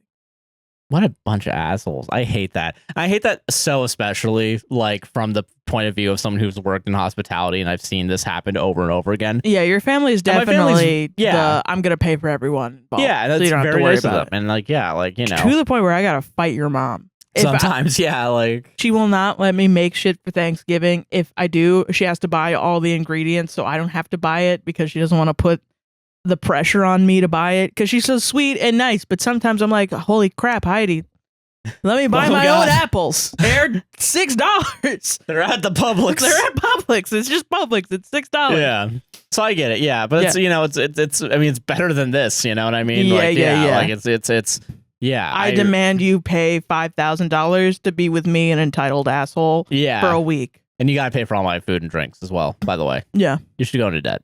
Yeah. Get a credit card. Get a credit. Just open a line of credit. Consume. Just consume so that you're going to be with your parents who suck ass. Yeah. Like, I don't know. It's just so fucking annoying. That's definitely the way to get someone to go on vacation with you. Yeah, it's to force them to. Yeah. Pitch a fit about it. Yeah. Anyway, solved it. Solved it, yeah. Bryce, as an Orlando person, it's really any hospitality story is gonna, okay, I gotta get this one out of the way. Yeah. Fuck easing in. I'm sorry. Actually, no, you know what? I'm gonna still ease this in. I have stories that I can ease this into, all right? I'm being nice. I'm not traumatizing you guys next. All right, so I was going down the list. I'm not. I'm picking at random. Damn, okay. I'm crazy. Crazy. You don't know what I'm doing next. Beach. Am I the asshole for laughing when my girlfriend suggested she would rent a box truck? The Am I the Devil title. Do you need a penis to drive a truck? Legitimate question. Legitimate question. Okay. My 32 male, girlfriend, 27 female, recently bought a house and will be moving from her current rental. We do not currently live together. I will be quite busy near her closing day as I plan to go on a trip with some buddies that week. So I told her to wait a week to move so I could help her, but she was in a rush and refused. When I asked her how she was planning on moving and if she would hire a company, she said some friends would help her and that she would rent a box truck to drive it. Hell yeah, dude. I thought she was joking since I could not picture her driving a box truck. She is a tiny lady about 5'1", and she did not mean a van or anything, but really meant box truck. Like a fucking U-Haul truck? Yeah. The most popular way to move. The most popular, yeah. That everyone's done at some point. Yeah. I laughed as I thought she was joking, but then when she seemed serious, I told her to wait for me as I don't want her to crash it or something. She drives a tiny Fiat 500. She got mad at me and called me an asshole when I was just concerned about her safety and pointed out that I do not even own a car, which while true, does not mean I do not drive, as I use a rideshare rental service sometimes and often drive rentals on road trips. Shut up. Am I the asshole here? Yes. I truly could not picture someone like her driving a box truck. She has scratched her Fiat a few months ago as well. Whoa, a scratch? Well, she'll pay for it then. Yeah. She scratches the box truck, she'll fucking pay for it. They'll make sure of that. Bro, you don't even have a car. I got a full-blown dent in my car and no one gives me shit about it. Come on. And also, every single time I've had to move, because I will say I feel more comfortable with you driving a car since I don't drive that often. That's fair, yeah. So probably this guy shouldn't drive a fucking box truck. Yeah, because he doesn't drive that much. And she drives more, yeah. But you have fucking dents. You have missing hubcaps on your car. Hell yeah. You got fucking scratches and shit, and like your car is banged the fuck up. And every time you've driven a box truck, U-Haul, I've been pretty safe. It's been safe. I don't think we've ever done a truck. We've done. Yeah, we've done a truck. Really? We did the vans, but then we did a truck once for a bed. Oh, okay. We really didn't do weird. Yeah, we didn't do a van. That was crazy. But yeah, fucking yeah. So like very obviously like Yeah. I don't know. It's so funny that you get one scratch.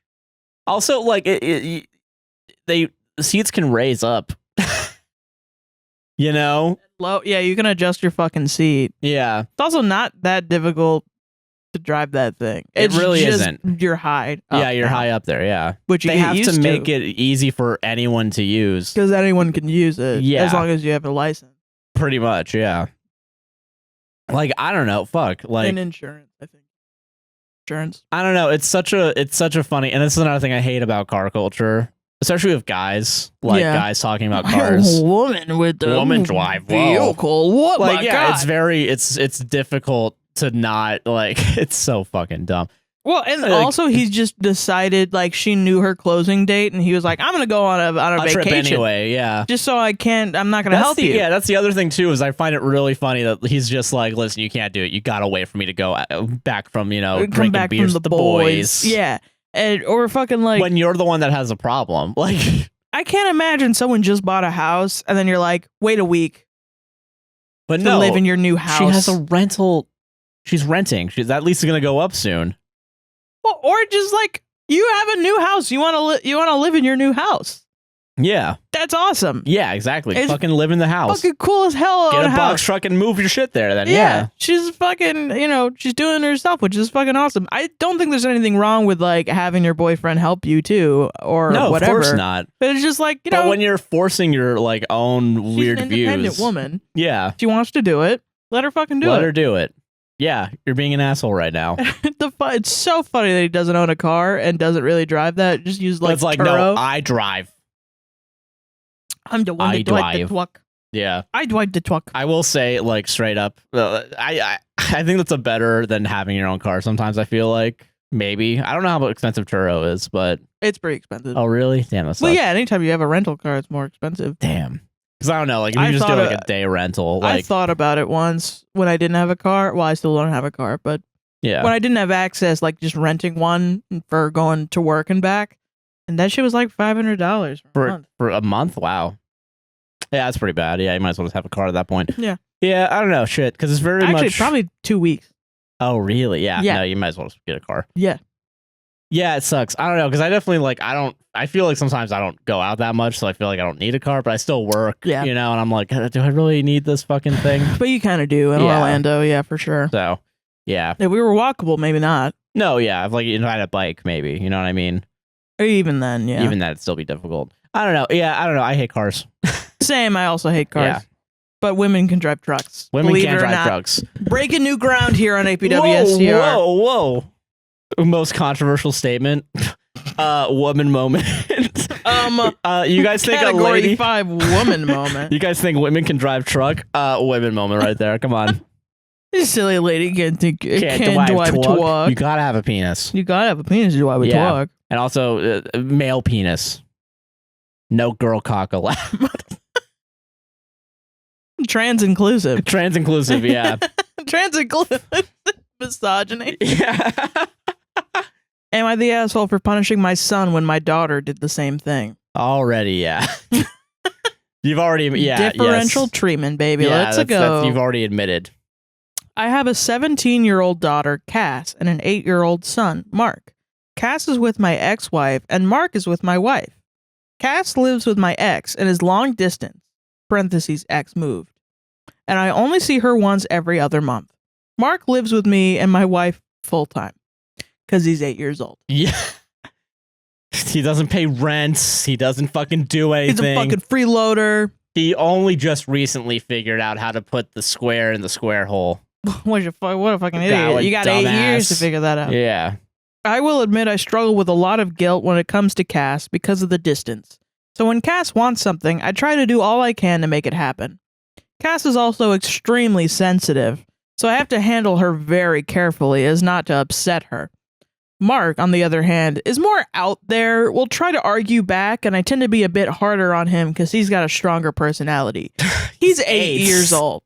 He's 8. What are you fucking talking about? I love sexism. I love the patriarchy. So weird. Yeah, this is such a weird fucking... About a month ago, Cass called saying she broke her brand new iPhone I'd given her as an early birthday present and asked me to pay to get it fixed for her. Since I rarely get the chance to do stuff for Cass, I said yes, send her the money, and reassured her that I'm not mad, it was an accident, but please be more careful with her devices. A week later, Mark broke his iPad he's had for over 2 years. Mark is rough on his stuff and a bit on the clumsy side. He's 8. I told Mark it's his fault for not paying more attention, and it's going to be a while until his iPad is going to be fixed and the money is going to come out of his allowance, and I hope it teaches him to be more responsible. Mark started arguing with me, and I ended up grounding him for 2 weeks, but only really followed through on the first week. Bad parenting? Still bad parenting, and no matter what, yeah. Still, in your punishment, you did a bad job. Yeah. Okay. Now my wife is mad at me? Saying the way I reacted to Mark was unfair compared to the way I reacted to Cass? Literally, yes. That I was forgiving and understanding to my daughter, who's older, but not my son, who's much younger. I tried to explain it as I don't see Cass much or to get a chance to do as much for her, so anytime I can, I'm going to. Where I see and do stuff with Mark every day. So it's a different situation, and I handled each as they needed to be handled. My wife still insists I dropped the ball on the way I dealt with Mark and said I should have treated him the same way I did Cass and brought up the fact that Cass broke her brand new iPhone only a month after getting it. Yeah, also that's true, yeah. Yeah, well, Mark had his iPad for over 2 years before anything went wrong. To add to this, Cass's phone was broken when she asked her friend to toss it to her, and she accidentally dropped her phone while trying to catch it. Mark wore out the charge port on his iPad, possibly due to mishandling it. And then, are you ready for the... Possibly? Oh my God. Are you ready for the punchline to this entire post? Yeah. And literally the reason why I chose it? Mark also has motor skill delays. You have to know. You have to know. Deep down, you're an asshole. Talk amongst yourselves. Discuss. Are you fucking kidding me? So, okay, wait, what was the age of the other person? 17. Go fuck yourself. Come on. Still a kid. Still a kid. I don't want to imply that, like, you should be meaner to her instead of him. No, you should be equally nice to both of them if you're gonna be nice to one of them. That's the thing. It's that fucking simple. Gotta be nice to both if you're gonna be nice. Also, brand new phone. It's also differing situations where you should have fucking... If you wanted to be harsh, you had to do it with her. You had to. I'm sorry. You had to. She just got it. And you could... Then, and she was throwing it. Yeah. You can't just throw a brand new phone. God, your son has... You are also ableist because if your son has fucking motor issues and you're saying he's harsh with it, you're a dick, man. You also giving an 8-year-old an iPad. There's so many parenting mistakes. I mean, I guess, I don't know. I don't really judge parents who get their kids an iPad. I probably would. Are you fucking kidding me? Yeah, I get it. I was in front of a TV That's for most of my issue, childhood. right? I think, like, There's like a lot of things, though. You know what I mean? There's a lot of little things that, like, added up.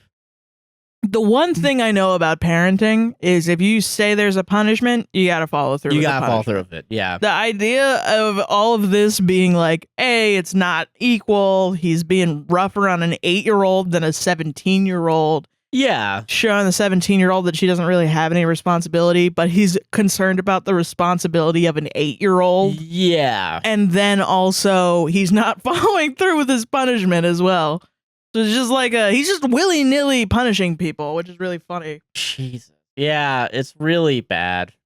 Yeah, that sucks so much. Wow. I'm so pissed off, actually. Can I have some of your LaCroix? Yeah, you're good. Yeah. Fucking just Jesus. Damn. Gotcha. Also, Discord is going off in the background. I hope it's not. What's going on, guys? Calm down. I put my phone on Do Not Disturb. I don't know. What a dick. What a dick, dude. What a dick. I don't even know what to say to that. Try that. God. All right. Are you guys ready? Oh, and real quick. Yeah. The top comment on Am I the Devil is, yes, I'm feeling guilty because I fucked up my former marriage and I tried to be the cool dad for my daughter while my other kid gets fuck all style parent. Yeah. All right. I'm gonna... I don't know why religion's brought up into this one. Oh, God. Because in reality, it doesn't help or make... I don't know. We'll see. Well, maybe I'm wrong. We'll figure it out. How should I, male 34, tell my Muslim coworker, female 29, that I was behind her divorce? What the fuck? What the fuck? Yeah, it sounds like not needed. Throwaway account for obvious reasons. Okay. I work in New York City for a financial firm. My colleague is a Muslim woman who works in the same department. It all started about a year ago. She joined our firm as a financial analyst. She is Asian. Also, it was her first time working in New York City. I initially had no feelings for her. For the most part, she and I would talk regarding work, chat for a bit, small talk, and go about our day. 2 months after she joined, our team came to know about her birthday, which is how I know her age, and we all celebrated in a cafe. Parentheses, if you know, you know. I think that means Muslims don't celebrate. Do they? No, they do. Yeah, I don't know. Mormons don't celebrate birthdays. Yeah. Or Jehovah's Witnesses. I don't know. I don't know anything about religion, guys. I'm sorry. I'm stupid. It's fine. Okay. It was her birthday that I realized that I am falling for her. She is genuinely the most calmest and innocent person I've ever come across. Calmest? Her birthday speech made me realize that people have so many struggles and yet overcome those to be able to make a name for themselves. Anyway, the next day, she brought us all some Asian food she cooked as a gratitude. It was food for like 10 to 15 people, and I couldn't fathom she cooked for this many people. I asked her how she managed to cook for such a large group, which is when she said her husband helped her. That's nice. Never in my life was I as heartbroken as I was that day. I don't know why I couldn't control my anger and tears, just abruptly left the conversation and went back to my desk. I started digging into her personal life, got to know about her husband who also works in another financial firm. I had a friend working in the same company as her husband. Day by day, I went miserable. I didn't know what to do, so I made up a story about her having an affair with me so that the husband would leave her. Oh my God. I asked my friend to say this. My friend had no idea I was lying. He thought I was speaking the truth. My friend told her husband about our affair. Obviously, he flipped. What the fuck? Next day, she came to work calmly again. She walked up to my desk. I was shitting bricks, by the way, because it's about me. You were me. Now. I am now. She said someone is bad-mouthing us, asked me to be careful, and apologized for my name being dragged with her name. Oh. I literally felt like a shit person, because you are. Dude, and she's still being nice to you. Yeah, she's still being nice to you. She didn't even for a second thought I was behind all this. I controlled my feelings for her. I kept seeing every single day, but I felt like shit for doing that to her. After about 8 months, she invited us all for a dinner at a restaurant. She was moving to Big Four. One of my coworkers asked why her husband wasn't present. She said they have been separated for 6 months. Oh my God. There was so much sadness in that answer, but she just handled it and enjoyed the dinner with us. Later, her best friend at work told me upon asking 1,000 times that her husband left after knowing about some affair she had. I feel like shit and you all can abuse me, but I want to genuinely help and make things right. I don't know where to start or what to do, but I love her. I know this for sure. A part of me wants her divorce to happen so I can propose to her and marry her, but also I've never felt this miserable about myself. I don't know what I was hoping to achieve by all this, but I feel miserable. Should I tell her the truth? You should go to therapy. Sarah, how do we help this guy? Sarah. We can't. No one can. Only God can help him now. Holy fucking shit. How do we help him? Why the fuck did he say that she was Muslim? I don't know. I don't know why. That makes no damn sense. I don't know why exactly this is important. Yeah, like, I don't thought maybe know. the birthday thing, because I was thinking about Troy from Community not celebrating his birthday. Witness. That's Jehovah's Witness. It's not even... I don't know why it's brought up. That has nothing to do with anything. Yeah. What the fuck? I'm so like... Sarah, it's called relationship advice. How do we help them? How do we get them together? Josh, this is violent behavior. Sarah, how do we get them together? I am disgusted. Like we are Crowley. Josh. Yeah. I'm disgusted with all men right now. I'm going to need you to be a little quiet, okay? Okay, all right, I'll be quiet. I'm sorry. I don't want this podcast to be like, hey, this is what men can do to you this week. This is something that can happen to you when you're a woman, even if you're married, even if you have a man that you love, you're just working with a guy. He can decide that he loves you because you gave one speech at your birthday party and ruin your life. Ruin it because he loves you. And then he sees you going through pain and he doesn't think, damn, I fucked up. He just is like, damn, she's really handling this like a champ. I'm so sorry, guys. Like, I don't really want this to be like you. I don't want to spread fear and hatred, you know? I don't want to, but I feel that with you right now, women. Because holy shit, men are terrible. What the fuck? That is like some fucking serial killer I have to put her in my basement behavior.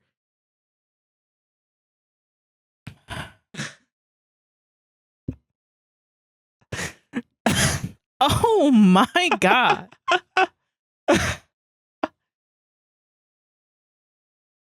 They called to me. I'm sorry. I'm sorry. What the fuck, Josh? I hate that. That's why this is becoming your favorite fucking segment. Because mine is like talking about random fucking Reddit, you know, fucking wolf stories, and you're like, one of the wolves did 9/11, and then you're like dying on the inside because it's bad writing. Yeah. And yours is, what if a woman, her life gets ruined? What if? Because the guy doesn't know how to handle his emotions. Yeah. Doesn't know how to be a good person. Doesn't know. This is becoming violent. I'm really not okay with this.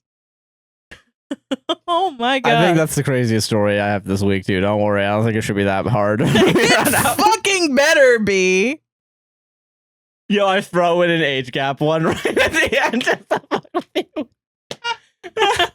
I would leave. I don't blame you. I'd leave and I'd go take a goddamn nap. If there is an age gap, I did not mean to put it in there. I'm sorry. That's okay. All right.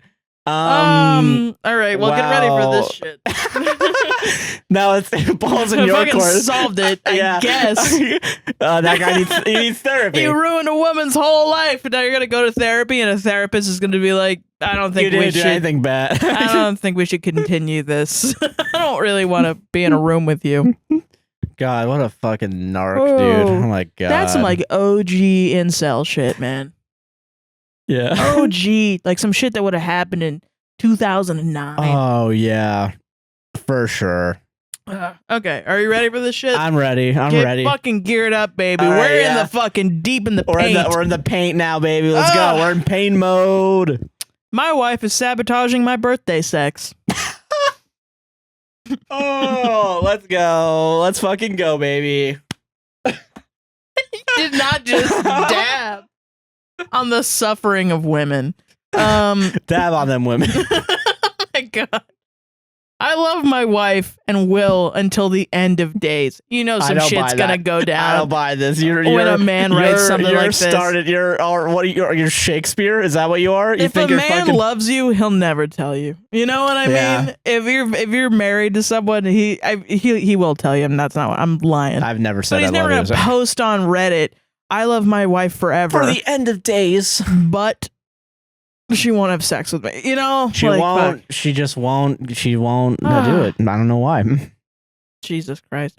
I love my wife and will until the end of days. I had a special request for my birthday this year, and that is just to have one night of a little more than vanilla sex. Nothing crazy like a threesome or leather or anything crazy. My birthday was a month ago, and we've been waiting for a chance when our oldest goes to his grandparents for a night. We set up so that he would go, and I asked if we could do the deed then, which was last night. She then said she asked if he can spend 2 nights there since I get out of work late on Fridays and she has to work Saturday and I am off, so she said we could today. Awesome, right? You would think so. But this broad. You know what she's gonna fucking do? She's not gonna do it. Knowing my in-laws, I love them, but I know they can only handle our kid for one night at a time. So right on cue, the wife texts me, "I think we're getting the kid back tonight." All caps. Of course we are. Dumb bitch. I knew it. I knew it was going to happen. God damn it. She knew that the grandparents wouldn't last 2 days. Yeah, she knew. I have alluded to my wife that I have a little prep work to do to make her feel comfortable with my request. Parentheses, wife has OCD, so just making sure everything is clean to her specifications. What the fuck are you? You don't make sure everything is clean every time you have sex? Yeah, you should, yeah. That's weird. At this rate, I'm just tired of her dancing around it all, and I have to swallow the pill that isn't gonna happen. I am a man that just wants to have consensual, intimate adult relations with his wife. Is that too much to ask for? I feel like if you're already putting in like I want to have consensual adult relations, it seems like you don't want that. It feels like you're like compensating for something. It feels like she doesn't want to do it. Yeah. Right? It does feel like she doesn't want to do it, and that's fine. Yeah. Yeah, that's okay. Because she has to consent. Doesn't really matter if it's your birthday. Yeah. Even, guys, you do have to get consent from your girlfriend, lover, one night stand, partner, wife, anyone. Partner, every time you have sex, even if it's your birthday. Every time. Just one wish, guys. God, fucking crazy. She doesn't want to do it. Doesn't want to do it. Just get. If your wife is like, we'll have sex tomorrow. She doesn't want to have sex. Yeah. Not gonna lie. At least that time. She might actually legitimately be okay with doing it, but but fucking, just not right now. Yeah. Because fucking she's busy. I don't know. What's going on? You got kids. Shit. God, you're not gonna be a puss hound every day. Like, come on, Jesus. You're not gonna be fucking every day. What else did you do for your birthday? Yeah. Why is the only thing you care about sex? You gotta go to couples counseling. Yeah, something's wrong here. Something's going on. Something wrong with you. Yeah. Mm-hmm. God. Oh. Solved it? I guess, yeah. If you're making your wife feel uncomfortable telling you no about sex, you're an asshole. That's a bad relationship. You're God. Jesus. Awful. Yeah. All right. Let's go, baby. Am I the devil title for this one? Mm-hmm. Am I the asshole for what the fucking fuck? All right. Jesus. Actual title. Okay. Am I the asshole for waxing my friend completely, including his eyebrows? I don't know, guys. What do you guys think? What the fuck? I find myself in a bit of a situation, and I need your input to know if I'm the asshole in this scenario. So let me provide some context first. Are you good? Okay, cool. So my friend and I have known each other. What the fuck? My friend and I have known each other for years, and we're really close. Bet. We often engage in playful pranks and sometimes help each other out in unique ways. Oh, okay, it's a prank. One thing I've developed a skill for over time is waxing. I've waxed a few friends before, and it's always been fun experiences for both parties involved. What? Recently, my friend mentioned how he wanted to get rid of some body hair, jokingly complaining about how it was getting out of control. He didn't think I'd take it seriously, but I thought it would be a fun opportunity to surprise him and help him out simultaneously. A few days ago, when he was at my place, I decided to go all out and wax his entire body. He laughed throughout the process, and it seemed like he was enjoying the experience at first, but I was so giddy by the time we finished his back out that I was playfully waxed his eyebrows off. What? He didn't explicitly tell me to stop or anything, and we were just having so much fun, but afterward he's been pretty upset and distant. A few days later, I asked him about it, and he said he feels uncomfortable and that I crossed a boundary. Now, here's where I'm confused. In the past, I've waxed some of my other friends, and it was all good and good fun. They loved it and even asked for repeat sessions. I honestly didn't expect this reaction from my current friend, considering our history of playful camaraderie. But I can see how I might have overstepped this time. I didn't think he'd react negatively, and I feel terrible for making him feel uncomfortable. However, I want to emphasize that my intentions were never malicious. I generally thought we were just having some lighthearted fun.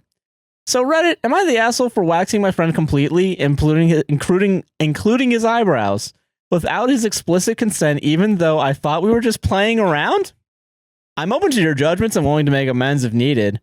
TLDR, I waxed my male friend's entire body, including his eyebrows, without realizing he'd be upset, as we've engaged in similar playful interactions before. Now he's uncomfortable, and I'm wondering if I've crossed the line if I'm the asshole in the situation. What the fuck, John? I didn't know what to say. He waxes his butthole, too? I guess, yeah. Okay. Everything. Just everything. Everything. Including his eyebrows. What the fuck?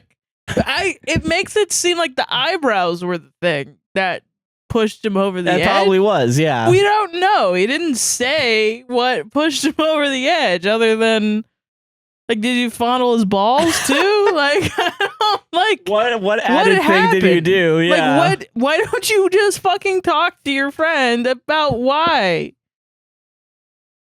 Like, I mean, I think it's legit. I think it's actually, if I can fucking calm down for a second. Yeah. I think it's legitimate. Like, you know, you thought you were laughing. You didn't realize you crossed a boundary. He didn't really say, oh, don't touch me there, or whatever. Yeah, whatever it was. Which, I mean, you can still cross a boundary even if someone doesn't say that. Yeah. But you have to have, like, a talk with him and be like, what happened? You can't just be like, I'm going to prank you. I just didn't know. Well, I didn't even legitimately say it was a prank. Yeah. I guess I'm confused. I don't really know what's going on. What does Reddit think about this? People are really focusing on the what is it? I feel like the eyebrows are like a red herring. Like, okay, so what is it?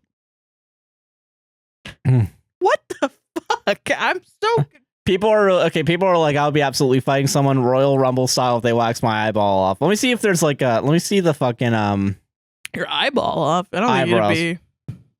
think you'd be alive. Why the fuck did you wax his eyebrows off? Anyway, what else can I get but the face? Anywhere else I can get but the face? You know what? People are even saying that it might be like ChatGPT. Jesus. Really? Yeah. I mean, it's so weird. Yeah. It could be AI. It might be. People are also saying that apparently, like when you do it with your eyebrows, like fucking apparently it might not grow all the way back. Yeah. Yeah. That's possible. You can overpluck your eyebrows and it might not grow back. It might actually. It depends. Yeah. People are really angry about the eyebrows. Yeah. Really? Yeah. Okay. So I don't know. I don't know why the eyebrows got waxed off. Because like if it was the whole body, whatever, right? You know. Whole body wax. I don't know. I mean, I guess I watch a lot of drag queens and they do that sometimes. Okay. Because they have to draw on their eyebrows anyway. Yeah. So, but I understand, eyebrows make the man, True. But he can learn how to draw them on. Women do it all the time, so you can't. Fuck it, yeah. I don't know, but it's also like, I get it. If he crossed a boundary, he crossed a boundary. Yeah. Just talk to your fucking friend. Yeah, but they've done playful pranks before. What does that even mean? What does that even mean? What does any of that mean? It's got to be AI. It has to be AI. One of them took their friend's dog out to the desert, said, "Fetch." Oh my god. Holy shit. Did we solve it? I think we solved it. I think we solved it. I think we solved it, though. Fucking, why haven't you talked to your friend yet? I really like this podcast, but Josh just picks some of the craziest stories, and I don't know how to handle it sometimes. Oh, this shit is so funny. All right, let's go. Okay, am I the asshole for thinking my wife lied to me? Well, why'd you think she lied to you? Hi all, throwaway account here. Today, my wife came into my gaming room at our house and told me she was going to the store to make a return. The store is only about 10 minutes from our house. After about an hour, I called her to see where she was, only to find out that she was hanging out with her friend. When she got home, about 5 hours after she initially left the house, I told her that I was angry that she had lied to me about what she was going to do. What? Her position is that she didn't lie to me because regardless of whether or not she told me that she was going to hang out with her friend, she still went to the store to return the item that she was planning to return. My position is that she lied because she, parentheses, admittedly, had already made plans to hang out with her friend, but completely left that out when she told me she was going to the store to return the item. We just had a big argument about the situation, with my wife saying she didn't realize she needed to tell me every single detail about everything she was going to do for the day. I didn't want the details about every single little thing she was going to do. I feel like she should have just told me she was going to hang out with her friends instead of conveniently leaving that part out. Am I the asshole? The wife responded. Ooh, throwaways never help, everybody. Throwaways never help. Hi, wife here. I'd like to clarify a few points. I made my return at Target. I hung out with my best friend at Target. I had been at Target for 26 minutes when I received the call because I stopped for gas beforehand. Not something I give updates on, as it's a small errand. Yeah, fair. I was at Target the entire time until we went to lunch after I confirmed that my husband had already eaten lunch on his own. Terrible sentence. So sad. Yeah. Your guy's gaming and he can't make himself lunch. Yeah, come on. I recognize my lack of full communication. The entire thing feels 100% out of hand, as my husband would like me to admit I am a liar. If anything, I did not communicate clearly and had zero intent of harm or malice. We were returning school clothes that did not fit, replacing them, and then buying breakfast lunch items for school. I know we are all entitled to our feelings, but sometimes we need to look within ourselves and recognize what a big problem is versus a small blip. Yeah, that's fair. I don't think any of this is real. I don't think it's real either, no. I have a fear nowadays of posting online and being like, this happened to me. And then someone being like, hi, friend here. And like, I know it's not them. Yeah. And being like, who the fuck are you? Who are you? I know this is not your Reddit account. Actually, Sarah's an asshole because of this. Yeah. I'm like, you definitely, that's not true. Right? Like, yeah, I feel that. That's crazy, man. Yeah, dude. God, I don't think it's real either. Such a weird situation. Yeah, no one, let the wife do whatever she wants. If it was real, let her do whatever she wants. Who cares? I mean, being out for 5 hours is kind of, It's a little, but also there was communication because you guys were calling back and forth. And she told you she was fucking with her friends, so who cares? Who cares? Who gives a damn? Who gives a It kind of felt like he was trying to insinuate that she was cheating or something. That does feel like what it was, yeah. But she's just hanging out. It only takes 10 minutes to get to the store. So why aren't you home after an hour? It wasn't even an hour. It was 30 minutes. You know how long it takes to return shit? Sometimes a long time. A long ass time, yeah. Yeah. God, what a weirdo. Yeah. It's probably fake, but I think so. I think it's fake story. Fake story. Badonk. Sarah dabs when the story's fake. I dab when it hates women. When women are in pain. Yeah. All right. Final story of the night. Let's go, baby. Am I the asshole for embarrassing my wife at the grocery store? Yeah. I, 49 male, and my wife, 45 female, went grocery shopping recently, and there was a little incident at the store. Typically, I do the grocery shopping after I get off work on Fridays.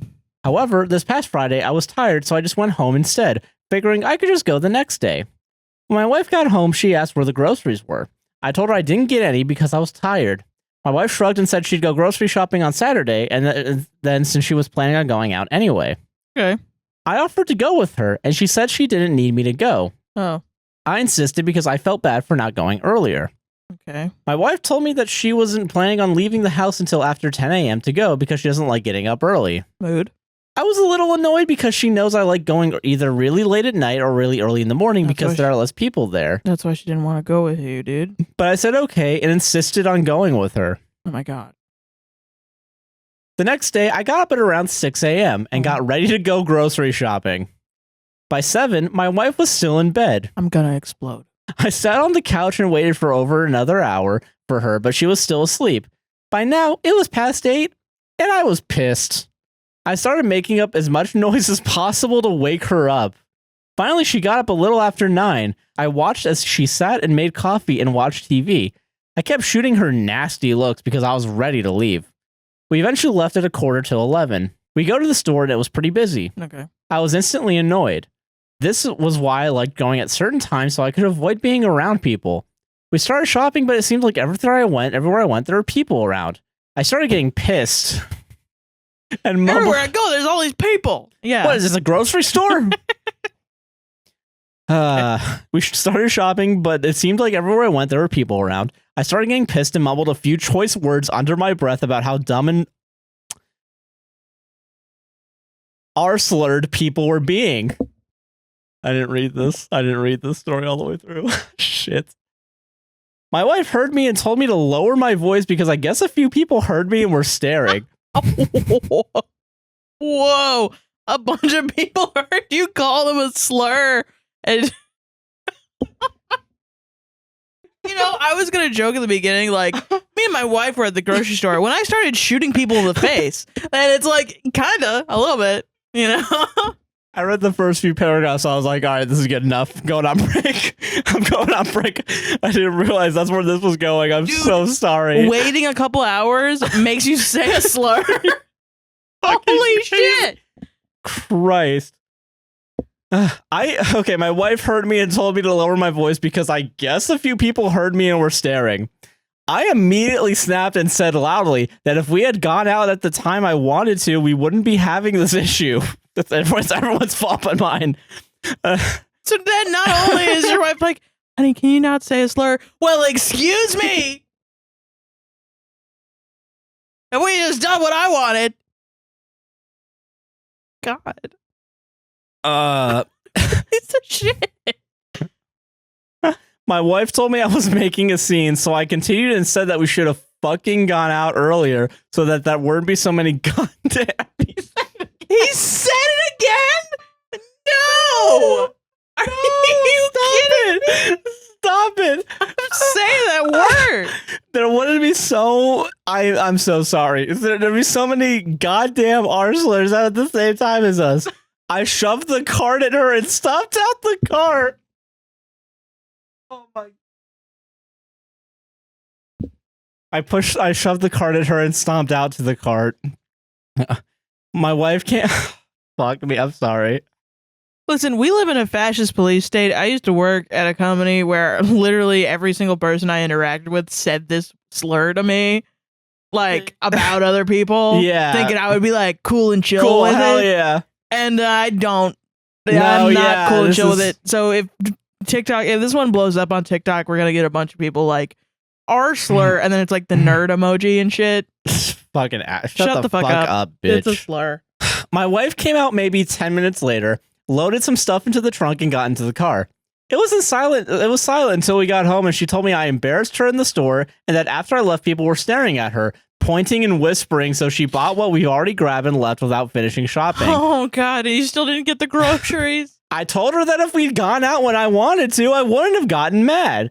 My wife said I was an asshole because she offered to do the grocery shopping herself and specifically didn't invite me because she knows I like going real early, and she doesn't, and that I knew what time she was leaving, so I shouldn't have invited myself. Am I the asshole? Yeah. You screamed a slur at the top of your lungs in a grocery store. After whispering a slur about other people in the grocery store. Because you did it, because you can't, God. Are you fucking Kramer? Like, you literally had a moment where you're like, oh, I'll say it. I'll scream it. God. That's insanity. Christ.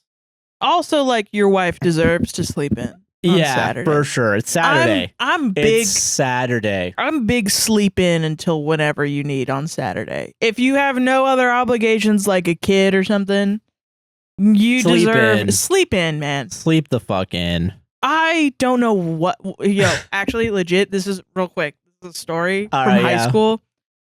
A random motherfucking kid came up to me and was like, hey, do you want to be my girlfriend? And I was like, I don't know. Because I was like, is this how it happens? Date? I don't understand. And it was like, here's my number. So I put his number in my phone. The next morning at 4:30 a.m., this guy texts me, good morning, honey, heart emoji. I just blocked him. I was like, if you're texting me that early, we're not going to hang. No, we're it's not happening. Yeah, we can't hang. We can't hang. It's not going to work. He's probably like, okay. But it's come on, 4:30 in the morning. Also, like, if you're going to be like, Sarah ghosted somebody, I've ghosted a lot of people. And I was a teenager when I did it. I wouldn't ghost anybody now, but God, chill out. Come on. He was like, I was like 14. Yeah, a little bit of a break. Jesus, that's so fucking crazy. What a story. People have gone to the point. All these are slurs. All these are slurs. Honey, can you not say that? All these are slurs over here. Bro, chill. People have gone to the point. People were saying it's either a troll or it's the wife writing the post with his perspective because she just has no fucking clue how to like handle. Yeah, handle a child. Yeah. Because like, holy fuck. I mean, I don't know. If you have that lack of awareness to scream a slur, you might also write it. You could, because I could very easily see someone doing this for sure. It's sad that it's not that hard of a mental image to make in my head. Yeah, hey, Key. Jesus, maybe it's just Florida. This happened it didn't happen in a Publix. I don't know how to pronounce the store name. It doesn't matter. Okay, but fucking Christ. Can I explain how I read stories? Because I did not see the R slurs the first time I saw it. I think I read the first few paragraphs. I skimmed through to the end, saw the end, and then I was like, all right, this seems good. And now we're here. Because I don't know, did I look really shocked when I saw it? Yeah, I mean, it's a mixture between, oh my fucking God, and pure joy on your face. No. realizing there's not only one but two slurs in this story. I'm like gold. Yeah, your eyes are going cha-ching. Cha-ching. Oh my god. 21. I think we did a good podcast today. I really did not want to do one, and we sat down, and I've laughed maybe the hardest I've ever laughed like about the fucking guy. Waxing the guy from head to toe, including his eyebrows. It's so weird. So strange. I feel like all the ones I picked were just normal. And all the ones you picked were like, let's go fucking crazy, boy. You really went balls to the fucking wall this episode. I was like, fuck, I gotta pick some of these. It's really a beautiful surprise every time we do this. Oh. Sarah, what do you want to plug? You can follow me on Twitter. On Twitter at ThatSoHeron, ThatSoHeron. And that's the same handle for Instagram, Tumblr, TikTok, you know. What about you, Josh? What do you... Yeah, God is pissing on us right now. God, so and God wants us weeps. to stop talking to people. I'm Joshua Chinland on Twitter and Instagram, a guy nicknamed JC on Twitch. Prime sub, I don't stream, whatever, fuck it. Steal money from Amazon if you're using Prime. Someday you will. Yeah, one day I'll stream when I have a better computer. The podcast will save this on Instagram, APWSTR on Twitter. Twitter. A podcast will save this relationship on all podcasting platforms. APWSTR Productions on YouTube. APWSTR Gaming on YouTube as well. Like, comment, subscribe if you're on YouTube, and hit that goddamn bell, motherfucker. And rate this podcast 5 stars. Thank you all for the questions earlier. We appreciate it. You hope you enjoyed the show. Crazy one. Cricket's not coming today. It's coming tomorrow. Fuck all this shit. Fuck the podcast. Fuck you guys at home. Dislike, unsubscribe. Because I didn't get a thing today. I'm just saying, I paid $200 for this thing. Where the fuck is it? Can it fucking come on? You guys want stickers or not? Right.